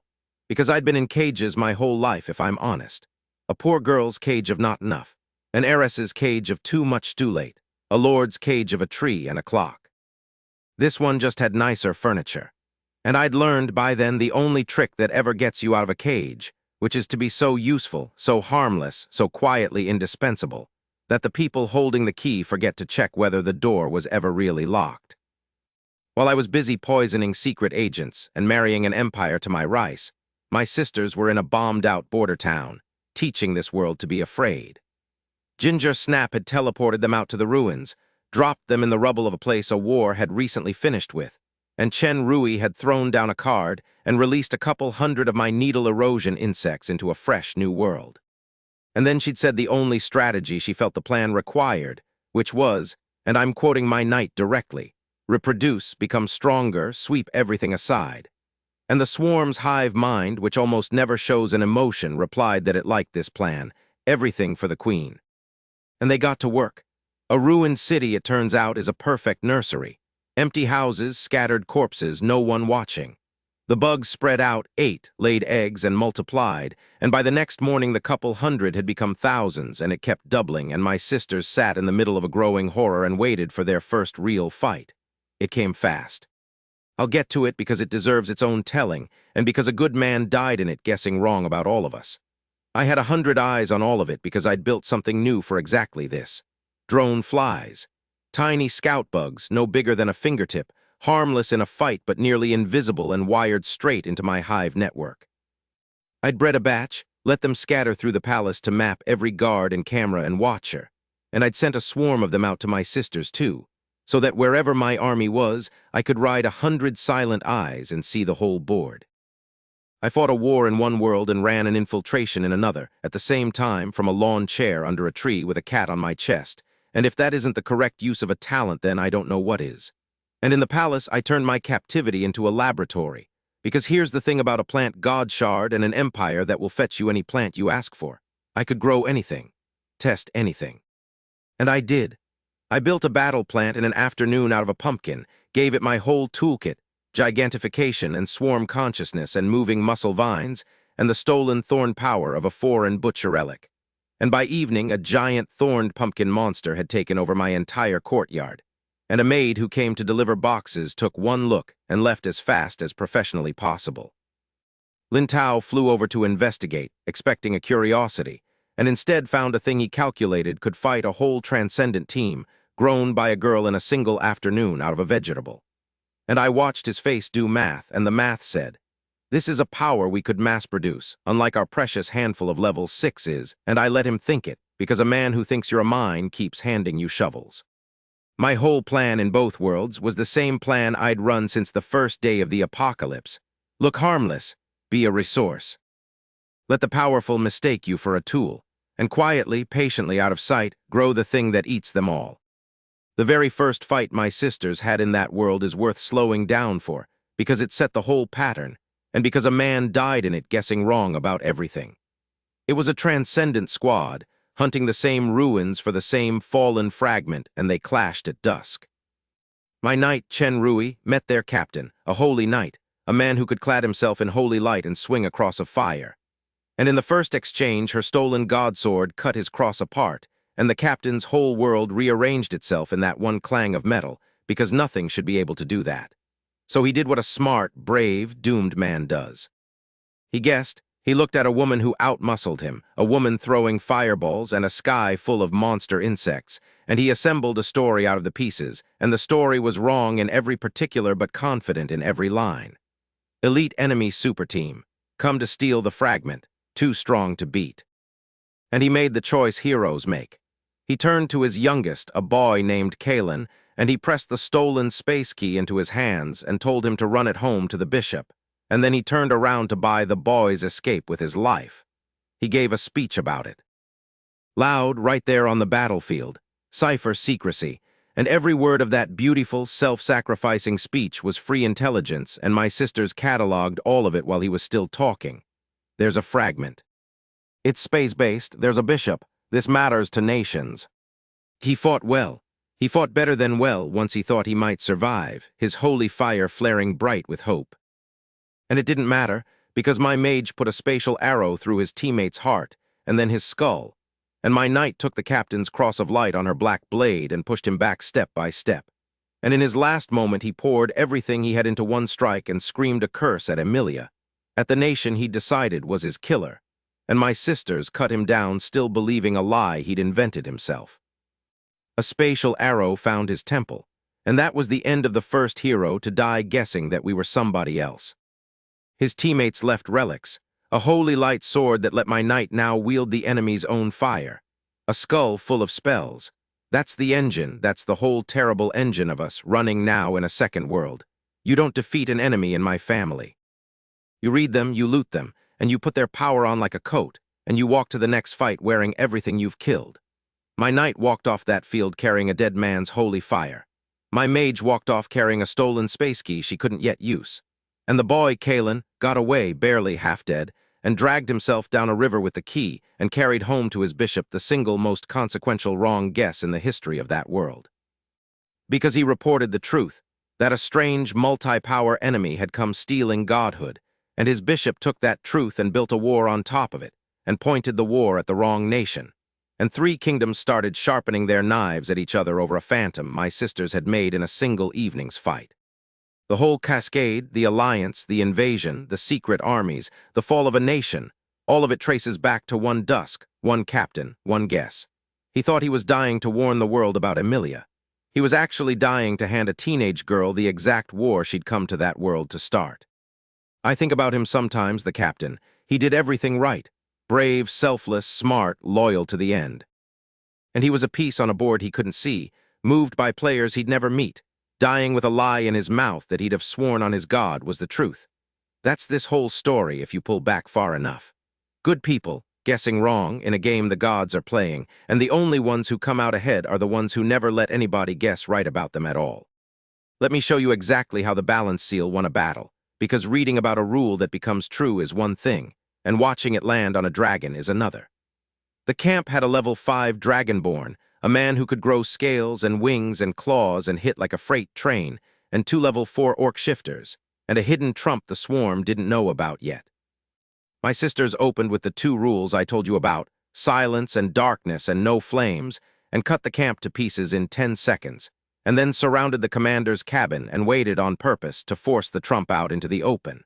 Because an unknown power is the only thing that can kill you, so you make the enemy show it before you commit. The commander came out and transformed, dragon scales rippling up his body, and charged the swarm like a train, and my mage let him get halfway and then spoke the 3rd rule of the day. Transformation is prohibited here. And his dragon switched off, mid-charge. Scales, wings, claws, all of it forcibly jammed back into a plain human body so hard he nearly ruptured. The 2 orc shifters folded back too, robbed of their beast forms, robbed of their claws, left standing there as ordinary men in a storm of acid insects. That's the whole doctrine in one move. Don't outfight the enemy's strength. Declare it against the rules and then step on what's left. My knight killed the weakened orcs. My mage went to work on the human-shaped dragon. But the camp had one more card, the trump, and it revealed it exactly when the commander got desperate. A hidden building lit up gold, and a single lion walked out, not red like the others but blinding white, a holy light lion, and it swept the field with a beam that could burn even a fireproof worm, and it purified the poison off its wounded pride. and for a moment the whole fight tipped. That was the lesson of the day, the one my sisters carried into every battle after. There is always a hidden card. And my sisters had exactly one balance rule left, and they had to choose, and they chose to keep it in reserve rather than waste it sealing an ability they didn't fully understand. And they won the hard way instead, grinding the lion down with speed and numbers while my knight cut the human-shaped commander apart before his dragon could reboot. They lost a lot of bugs to that lion.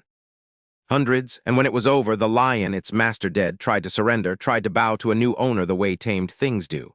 And the swarm looked at a level 5 beast that had just burned hundreds of its siblings and made a cold, correct decision that a thing that dangerous was safer dead than owned, and killed it and kept its relic to grow a superplant with later. That's the swarm's whole ethic distilled. No grudges, no mercy. Just a running calculation of what serves the queen, updated every second, executed without hesitation. My sisters didn't even have to give the order. The hive did the math itself. I got the report by Cat that night in my palace bed, and I heard two things in it. When my army had a gap, a fear of concentrated light and fire, and I filed it to patch, which is how the flame sunflower and the fire assistance gene came to be. And two, my swarm had asked, through the hive mind, to be made stronger. My swarm, asking to improve, that was new. A weapon that requests its own upgrades is a weapon that has started to want things, and I was too pleased with the results to sit with how that sentence should have frightened me. I just thought, good, ambition, and I started planning the next round of genes. Somewhere in there is the whole shape of my mistake, if it even is a mistake. I kept treating the swarm's growing will as a feature. It asks for upgrades, it commands itself, it makes the cold call without me, it fights and splits and feeds and improves on its own initiative, all so I don't have to. So convenient, so efficient. Such a good little army. And every one of those conveniences was the swarm needing me one notch less than it did the day before. I was building the most self-sufficient thing in two worlds, and I kept scoring that as a win, because I never once, in either apocalypse, stopped to ask the only question that mattered, which is what a thing that no longer needs you might eventually decide it wants instead. The politics of the dungeon world were a masterpiece of everyone lying to everyone, and the funniest part is that all their lies were built on top of a truth none of them believed. It started with one surviving soldier. The runner my sisters let escape from that first ruined town fight, the young lieutenant clutching a stolen space key, who dragged himself down a river and washed up on a Sun cult ship and got carried home to his bishop. And he reported the truth. That a strange enemy, insect-wielding, wielding multiple powers, had come stealing God fragments. The truth, and the bishop, a huge, warm, bald man with a saint's face and a merchant's soul, listened to the truth and immediately decided to do something much more useful with it than believe it. He decided to blame Emilia, the Beast Tribe Federation next door, the neighbor his cult already skirmished with, the enemy he already wanted gone.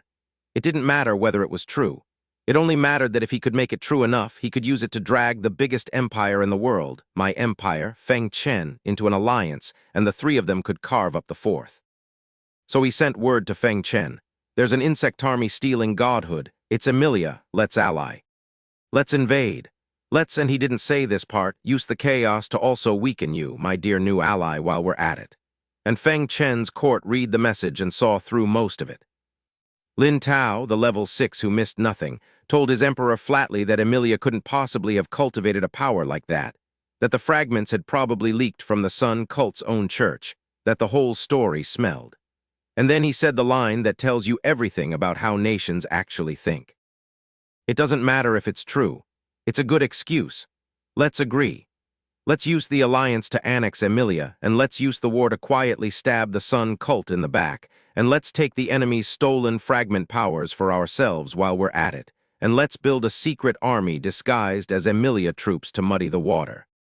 3 nations, each certain it was the clever one, each planning to betray the other 2, all of them toasting an alliance built on a lie about a threat that was actually, genuinely 100% real. Because that's the joke. That's the whole exquisite joke. There was an insect army stealing godhood.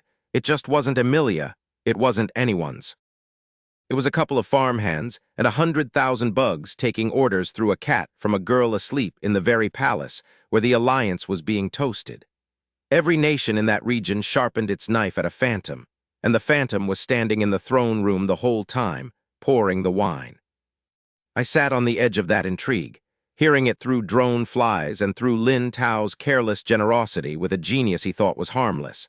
And I felt like the only person at a poker table who could see everyone's cards, including the dealers, including the fact that the house itself was mine. And the thing I understood, watching kings and bishops and generals maneuver, is that power at that level is almost entirely a failure of imagination. They couldn't conceive of a threat that wasn't a nation, so they assigned it to a nation. They couldn't conceive of an enemy that wasn't a rival, so they made it a rival. The one thing none of them, not the wise librarian, not the scheming bishop, not the Buddha emperor, could imagine was a girl. A harmless, clever girl with a cat and a rice field and a soup nobody could drink. Because harmless, clever girls don't end wars. They can barely be trusted near a stove. They were right about the stove. They were wrong about the war. The class ladder in this world went gardener, then farmer, then butcher, and I climbed it the way you'd expect a plant god to climb it, which is by gardening. The rituals weren't spells so much as chores. Plant this, harvest that, cut these in the right order. I could do them in my sleep. So I pruned the half-dead flowers in my courtyard until I'd mastered the finger blades, ran the farmer ritual, and moved up, and the branch instantly poured the next ritual into my head, and I dutifully copied it onto paper and handed it to Lin Tao, exactly as my contract required. Feng Chen got a whole new power line out of me, one ritual at a time. And every ritual I learned, I could also teach my sisters and my swarm, so I wasn't just leveling up. I was reverse engineering an entire world's military and mailing copies to my army by cat. But the thing this world remembers me for, the thing that goes down in Feng Chen's official records, is not the rice, and it is not the rituals. It is the soup.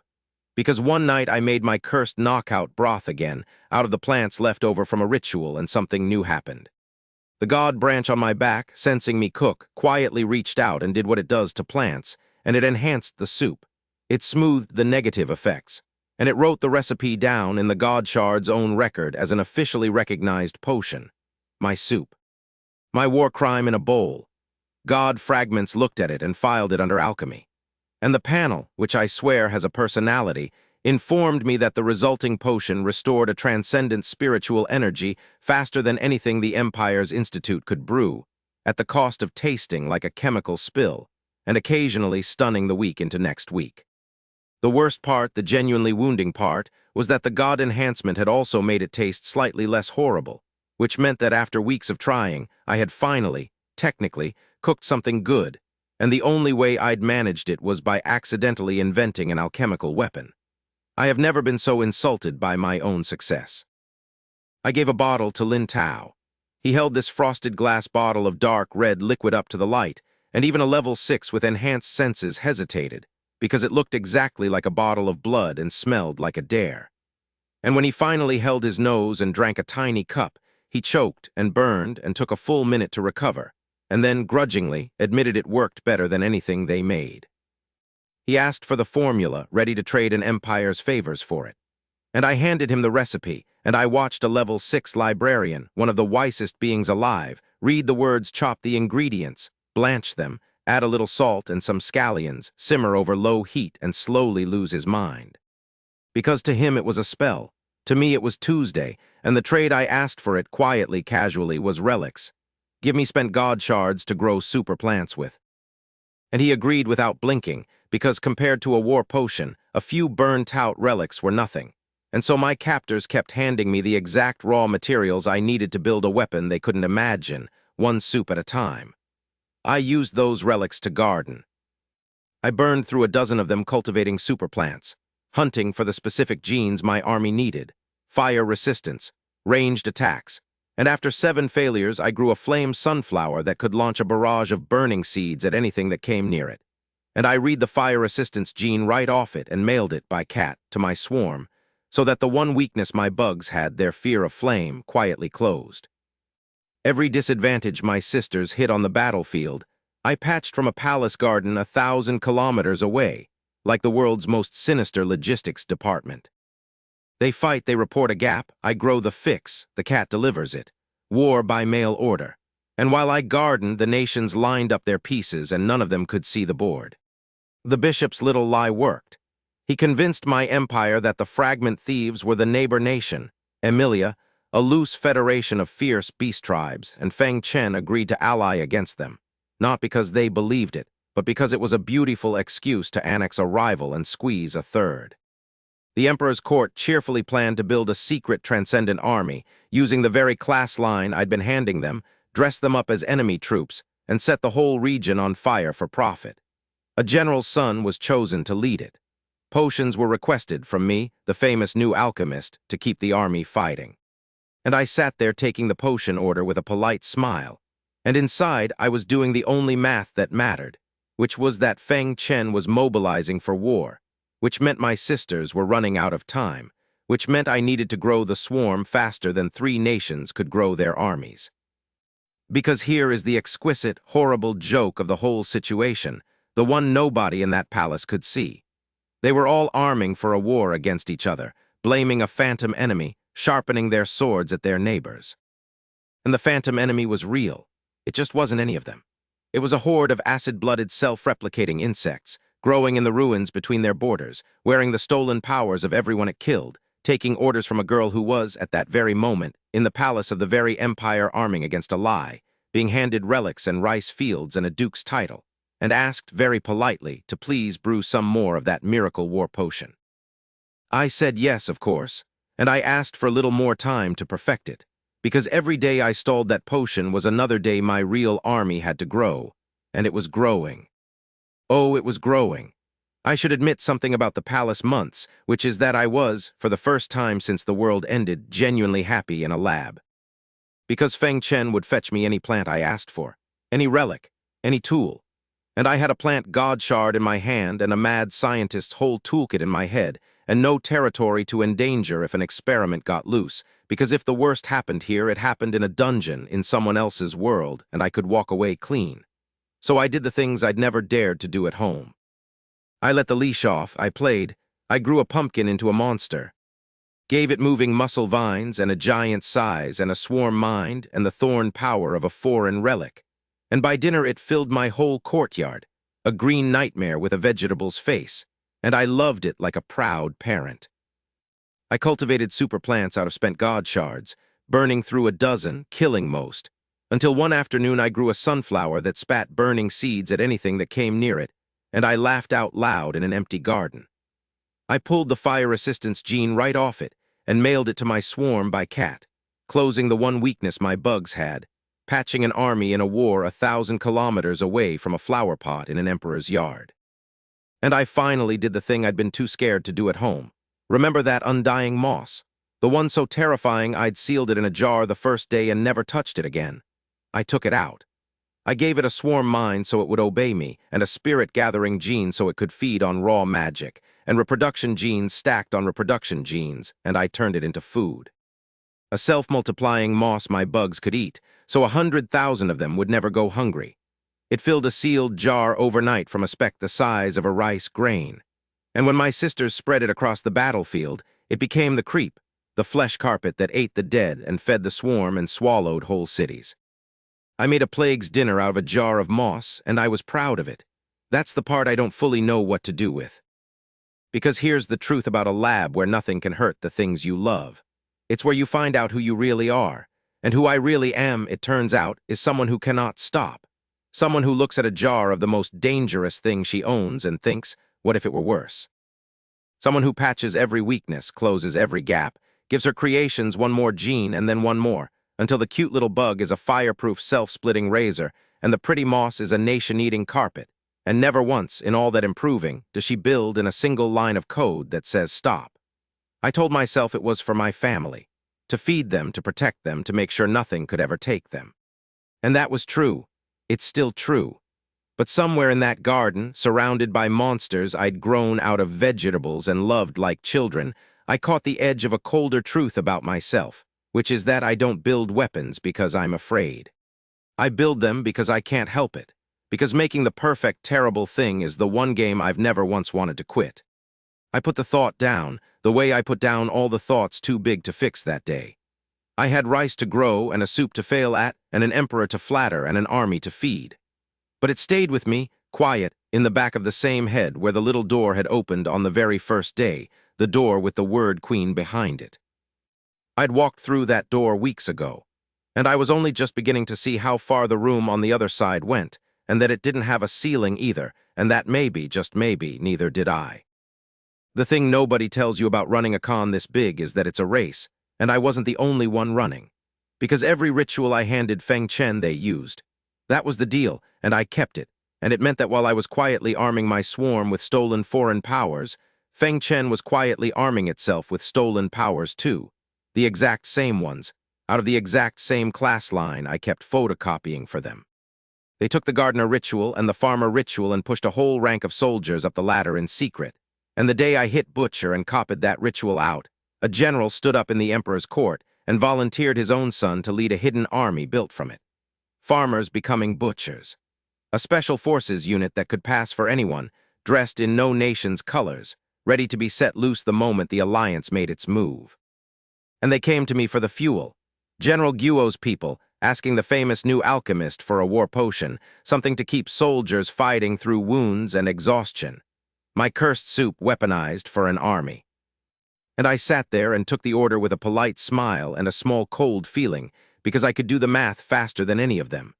Feng Chen arming meant Feng Chen was almost ready.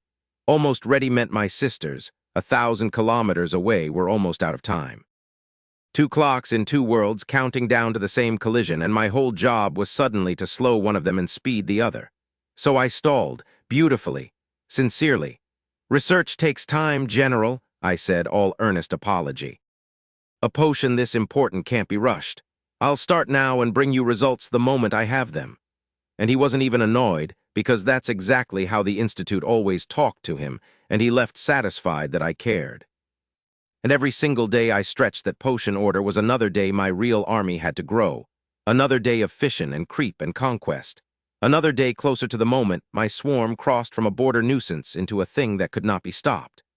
I was the Empire's alchemist deliberately failing to arm the Empire, so that the Empire wouldn't be ready when the thing I was actually building came for it.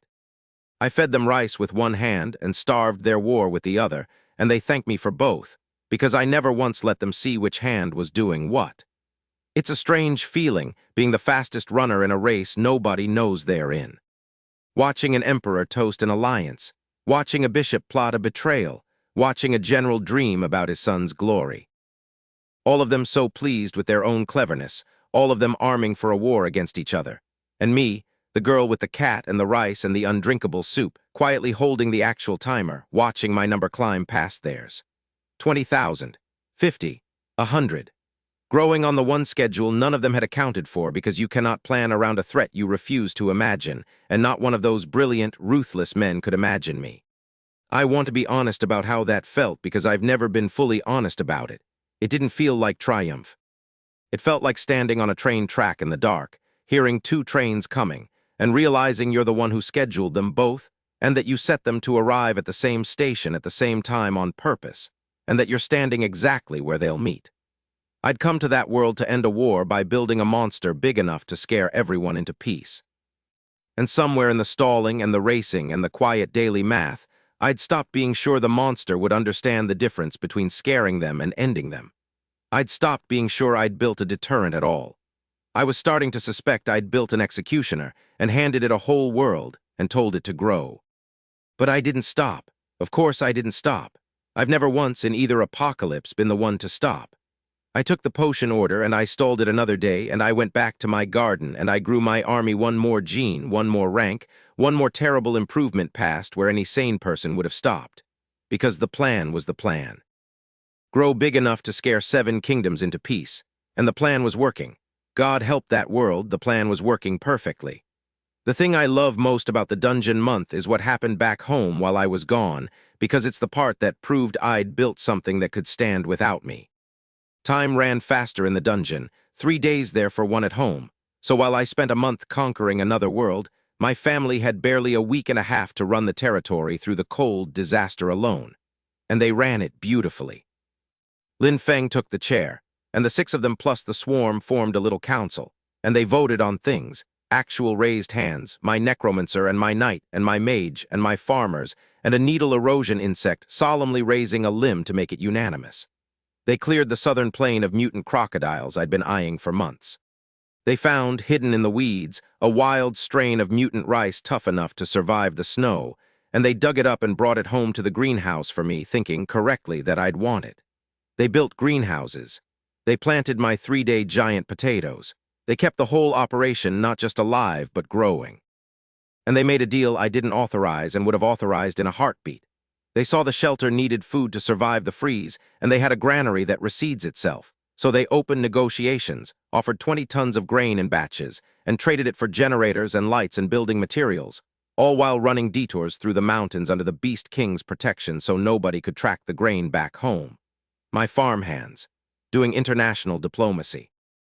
Running counter-tracking operations. Because I'd trained them, or trusted them, or just loved them enough that they wanted to make me proud. And the result was that 142 strangers survived a killing winter on food my family sent, while I was off in another dimension entirely. They even leveled the whole territory up a tier without me.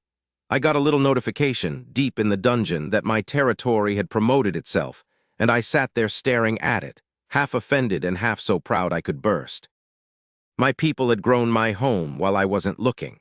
The only downside, I complained to no one, was that I didn't get to see the stunned faces of the other lords in the channel when it happened. And General Lai, watching all this from his shelter, made his quiet bet, and his greedy son nearly ruined it, and the spider cipher circled toward incognito, and 100 slow threads kept pulling toward my mountain, and my family held the line against every one of them without even knowing most of them were there. Because that's what a home is. It's not the walls. It's the people who keep the fires lit while you're away, who make the right call when you're not there to make it, who trade fair and fight clean and vote with their hands raised and dig up a weed because they think it might make you smile. I'd wanted, 3 weeks earlier, one lazy day with someone else to do the cooking. And somewhere in the middle of all this, I realized I'd gotten something so much better and so much heavier than that. I'd gotten a household that could run without me, which is the only real wealth there is at the end of the world or anywhere else. Not the swarm, not the granary, not the god's knife or the tier 5 cat. The fact that I could step into another world for a month and come home and find my family had kept everything I loved not just safe but better. I built the swarm, but they built the home. And I have never told them how much that meant. I should. When I get back from all of this, if I get back, that's the first thing I'll say. My sisters didn't just grow the swarm. They turned it into a doctrine, and the doctrine was terrifying, and the centerpiece of it was a stolen artifact I'd handed them called the balance. It was a seal I'd pulled from a chest back home, a little scale-shaped idol that let the holder declare rules, unbreakable ones that simply became true inside an area for a day. And my sisters, with the swarm's hive mind helping them plan, had figured out exactly which rules win a war. So when they hit the first real target, a fortified camp of the crazy lion tribe full of fire transcendents and fire lions, they didn't charge. They waited for nightfall, split 5,000 insects into 3 silent prongs in the dark, and then Chen Hua raised the balance and spoke 2 rules into the world. The flames here are extinguished. You cannot hear this. And a whole armed camp went instantly deaf, blind in the dark and stripped of the one weapon that hurt my bugs. No fire. No sound to raise an alarm. No way to coordinate. An entire military base turned, in a heartbeat, into a silent room full of people who couldn't see, couldn't shout, and couldn't burn anything, while thousands of night vision acid insects poured in from 3 sides, and my sisters walked through the front gate carving transcendence apart. It was over in about 10 seconds for most of the camp. The proud fire lions, robbed of their fire, could only claw and die. The commander was the real threat, a level 5 called a dragonborn, a man who could grow black scales and bat wings and dragon claws, and he did. And he tried to charge my mage down. And my mage, Chen Hua, waited for exactly the right moment and spoke the 3rd and last rule of the day. Transformation is prohibited here. And the dragon man's dragon simply switched off. His scales, his wings, his claws, all of it forcibly reversed, jammed back into a plain human body so hard it nearly ruptured him from the inside. And while he groaned, half broken, in a form he didn't want, my sisters killed him. That's the whole doctrine. Don't fight the enemy's strength. Declare it illegal and then kill what's left. They walked out of that camp having lost some bugs and gained 4 level 5-tier relics and a stack of lesser ones, and the swarm, fed on the dead, doubled again. And then I gave them the upgrade that ended Emilia. because my sisters reported the two gaps they'd hit, fire and a lack of decisive punch, and I patched both. I fused fire resistance and a stolen ranged sting and a fistful of new genes into the needle erosion insect and made something bigger and worse, and everyone started calling it the erosion worm. And I gave it two things that broke the whole calculus of war. The first was a foreign class, gardener, taught to a bug, which let it ignore the natural size limits of an insect and pack on raw strength and stack invisible finger blades onto its wings and tail, so that every erosion worm was now a flying razor that could slice through bone. And the second was a gene called fission reproduction, split. A single erosion worm could spend its own body fuel and in seconds tear itself into two identical copies, in the middle of a battle. Faster than anyone could kill them. Do you understand what that means on a battlefield? It means the army does not shrink when you fight it. It grows. My sisters would send 600 erosion worms to reinforce a struggling front, and by the time they arrived, they were 1,600, and by the time the fight was over, they were more. You cannot win a war of attrition against a thing that reproduces faster than you can inflict casualties. It is the single most nightmarish property a military force can have, and I had grown it into my army as a convenience, so my sisters wouldn't have to keep breeding by hand. After that, Emilia didn't fall so much as dissolve. My sisters split the swarm and hit every tribe at once. The number of insects passed 20,000. Then, town by town, snow-lined to plains, it passed 100,000. And where the swarm went, it left something behind that I hadn't fully thought through, a green and red carpet of living flesh, a creep that grew out of the moss and the corpses and spread across the land, corroding and digesting everything, feeding the next wave. Whole cities got swallowed under it. And the survivors who fled carried a word ahead of them, a word out of their own oldest legends, a thing their ancestors swore had once eaten a nation whole and then vanished. A disaster worm. They thought it was a myth, and now here it was, a black tide in the sky, a flesh carpet on the ground, thousands upon thousands of self-splitting horrors wearing the stolen powers of everyone they'd killed, and it was erasing their entire federation in a matter of days. My sisters, standing on a cliff over the last free city of a dying nation, were not horrified. They were confident. My knight, watching 100,000 of my children blot out the stars, made a quiet calculation and decided that as long as no true level 6 showed up, she could finish off the entire rest of the country in about 3 days. And 1,000 kilometers away, I was in a palace, pruning roses, brewing soup, teaching a rank of imperial farmers to be gardeners, feeling very clever about my little plan to scare 7 kingdoms into peace. I had wanted to build a threat big enough to make enemies stop fighting each other. I had wanted a boogeman. And I had, without once looking up from my flower pots, grown a legend, the actual legend, the one their grandparents used to frighten them. And it had my face, if you followed the leash all the way back, and it did not know how to stop, because I had never once in either world built anything with a stop. I want to give my sisters their due as commanders because I built the swarm, but they're the ones who learned to conduct it, and by the end they were terrifying at it. Chen Rui, my knight, ran the wars, and she ran them off the drone fly network like a general reading a live map. Every fight opened the same way. The little scout bugs went in first, silent, invisible, and mapped everything, where the sentries stood, where the officers slept, where the enemy hid their trump card. Nothing surprised her because she saw the whole board before she moved a piece. She didn't know what a video game was. If she had, she'd have recognized exactly what she was doing, because commanding 100,000 insects through a shared mind is functionally just selecting your whole army and telling it to go, and letting a hive mind sort out the optimal path. Point at the problem. The swarm solves it. She'd have loved the comparison. I never got to make it to her. The crazy lion capital, a place called Adak, is where I think she peaked. It was the tribe's last great settlement, walls and watchtowers and a garrison of fire lions, and she took it in a single night with a plan that had about 4 moving parts and no wasted motion. Wait for full dark for the swarm's night vision. Take 3 of the 4 walls and deliberately leave the 4th open, because a cornered enemy fights and a fleeing enemy just runs, and a runner is cheaper to deal with than a defender. Save the balance seal's rules for the one enemy who mattered, and point the fish and worms at the strong points.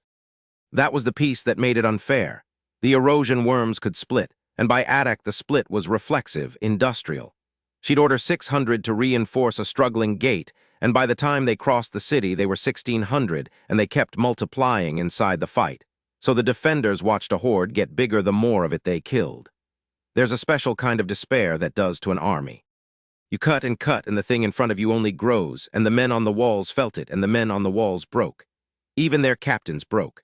A city guard captain named Orion, a proud man who'd sworn oaths about honor and courage, stood on his wall watching the tide come in and then jumped down off it and ran with the crowd, because everyone was running, and if everyone runs, no single person has to feel like the coward. The swarm didn't break Adak's walls. It broke Adak's nerve, and the walls came after. And behind the worms, something worse crept along the ground. The creep, a living carpet of flesh that grew out of the moss and the dead, that digested whatever it touched and fed the next wave. It ate the corpses down past the bone, blood and all, so completely that by the time the dust settled, there was nothing left of the fallen to bury or to raise. Half of Adak was under it by dawn, and the swarm just kept swelling, 20,000, 50, 100 feeding on a nation, growing on a schedule with no ceiling because I never build anything with a ceiling. There were real fights inside all of it, don't get me wrong. Dragon men who could grow scales and claws and shrug off a dozen worms. Sphinx lions that threw lightning and telekinesis and stopped a worm dead in the air with a thought. My sisters lost thousands of bugs in the hard exchanges, and the swarm let them, because the swarm's whole ethic is that a dead worker is just fuel for a stronger one, and it would sacrifice 100 of itself without a flicker to protect one upgraded erosion worm, because more bugs is always the answer, because more of anything is always the answer. That's the disease I gave it. But the outcome was never really in doubt, not because the enemies were weak, because the swarm couldn't be spent. You cannot bankrupt a thing that prints itself. Chen Rui felt that, standing on a cliff over a dying nation with 100,000 of my children blotting out the stars, and she made a quiet, confident promise to herself that as long as no true level 6 walked onto the field, she could finish the entire rest of this country in 3 days. And she was right. She could. She very nearly did. And not one part of her, standing there, thought there was anything to be afraid of in a weapon that only ever grew. That's the thing about being the one holding the leash. You never once suspect that the leash might be the only thing in the whole world that's actually load-bearing. The last city was called Left, and it was where the whole thing stopped being a conquest and turned into the exact horror story I'd been trying to weaponize. It was Emilia's final stronghold, home of the strongest tribe, and it belonged to their great hero, a level 6 called Griffon Thorn, a man who could graft the parts of different beasts onto himself and command a whole legion of stitched-together monsters. Bare bodies with cat tails, tigers with eagle wings, every one of them throwing fire and lightning and wind. He was the one being on the continent who could theoretically stand against my swarm. And when my sisters came for his city with 100,000 insects at their backs, everyone braced for the fight of the age. It didn't go like that. It went worse, and it went strange. They stormed the walls in the dark, and the defenders broke almost at once, because there is no honor speech in the world that survives the sight of a black tide pouring over your battlements and a flesh carpet eating your dead. The city guard fled. Even their captains fled. And the swarm rolled through, and Thorn's beast legion met it, and the legion was terrifying, and it did not matter, because my erosion worms were fireproof now, and they split faster than the monsters could kill them, and they wore the legion down body by body. And then the dead stood up. That's the part that stopped my sisters cold. Because as the swarm killed the legion, the corpses began to rise again, wreathed in ghost fire and attack. And my mage had to spend the balance's rules just to hold the line, first forbidding resurrection, then forbidding the soul fire itself. Because a pillar of blue flame made of 50,000 gathered souls had risen in the center of the city, and was burning even my fireproof worms to ash. My sisters had walked into a necromancer, in a world that, according to the most complete encyclopedia ever written, had never once produced necromancy. And when the balance finally choked the ghost fire out, they saw the great hero at last, and he was not a hero anymore. He was a chimera stitched together out of a dozen beasts, wings and scales and antlers, and he was also a corpse. His flesh was dead, dried, stiff as old cured meat under a thin living skin, and he moved anyway, holding up a bone staff that would not corrode no matter how much acid my swarm poured on it. A bone staff, as his weakness. The one thing on him the poison couldn't touch. I had seen that exact shape before in a cave in the mountains in a dead man named Malachar. Because here is what had happened to Thorn, and here is the thread that ran under this whole world. A month before I arrived, a stray god fragment had fallen, a fragment of death, of raising corpses and gathering souls, and it had landed on the great hero and bound to him instantly and refused to let go. And it did not fit him. It fought the life power already in him, the two forces tearing his body apart from the inside, life against death, until he was neither, a great hero rotting alive around a bone staff he couldn't put down. Lin Tao told me all of it back in the palace, when I casually asked about zombies and ghosts for a novel I was pretending to read. A death fragment, he said, knew no rituals known. It turns its holder into a puppet unless a life power purifies it in time. A death god's shard and a life god's shard at war inside one man's body. And I sat there in that library with a cat on my head and a very cold feeling in my chest, because I had heard this song before. A grave physician, blessed by a god of life, twisted by the dead into something in between, undone by a bone staff. Malachar had been the demo. Thorn was the full release. And Xing Chen's voice came back to me across two worlds, the thing he'd said as he handed me a knife over a dead man's corpse. I'm not the only one in this game. Not the only god, seeding worlds. Dropping fragments of life and death into every apocalypse like players setting pieces on a board, and me and Malachar and Thorn all just what happens where the pieces land. I had thought I was the one running the con, and maybe I was on the emperors and the bishops and the generals. But somewhere far above all of us, somebody was running a con on the god's own scale, and I had just found the edge of it, and I did not like how big it felt. My sisters killed Thorn. Of course they did. They found the bone staff was his last thread, focused the whole swarm on the hand that held it, and when he lost the balance keeping him together, and the last great hero of a fallen nation went down under 100,000 insects wearing the powers he'd spent his life protecting his people from. Emilia was finished. And the swarm, fed on a hero and a legion and a city, did the only thing it knows how to do. It grew. And 1,000 kilometers away in a palace, at that exact hour, I was asleep with a soup bowl in my hand. I want you to sit with the whole shape of it because I couldn't, not yet, not that night. I was a girl who wanted one lazy day. I'd been given the powers of a farming god and a mad scientist, and I'd built, gene by gene, an army with no ceiling, in a world with no exit, and then I'd carried it into a second world to skip a snowstorm, and I'd told it to grow big enough to scare 7 kingdoms into peace. And it had. And it hadn't stopped there, because I never build anything with a stop. And now it was the disaster worm, the real one, the thing out of their oldest nightmares, and it had just eaten a nation whole. And the emperors and the bishops arming against each other still could not see that the war they were sharpening their swords for was already lost to a girl they'd handed a duke's title and a rice field. I came to this world to end a war. I was going to end it all right. I was going to end everything unless I figured out how to build a stop before my own creation figured out it didn't need me. Somewhere above all of it, a god was watching the pieces land, and he wasn't the only one. And somewhere below all of it, in a warm palace room, a knock came at my door. A general's man come to collect the war potion I'd promised. And I opened my eyes, and I put on the face of a harmless, clever girl, and I picked up my cat, and I went to go stall an empire for one more day.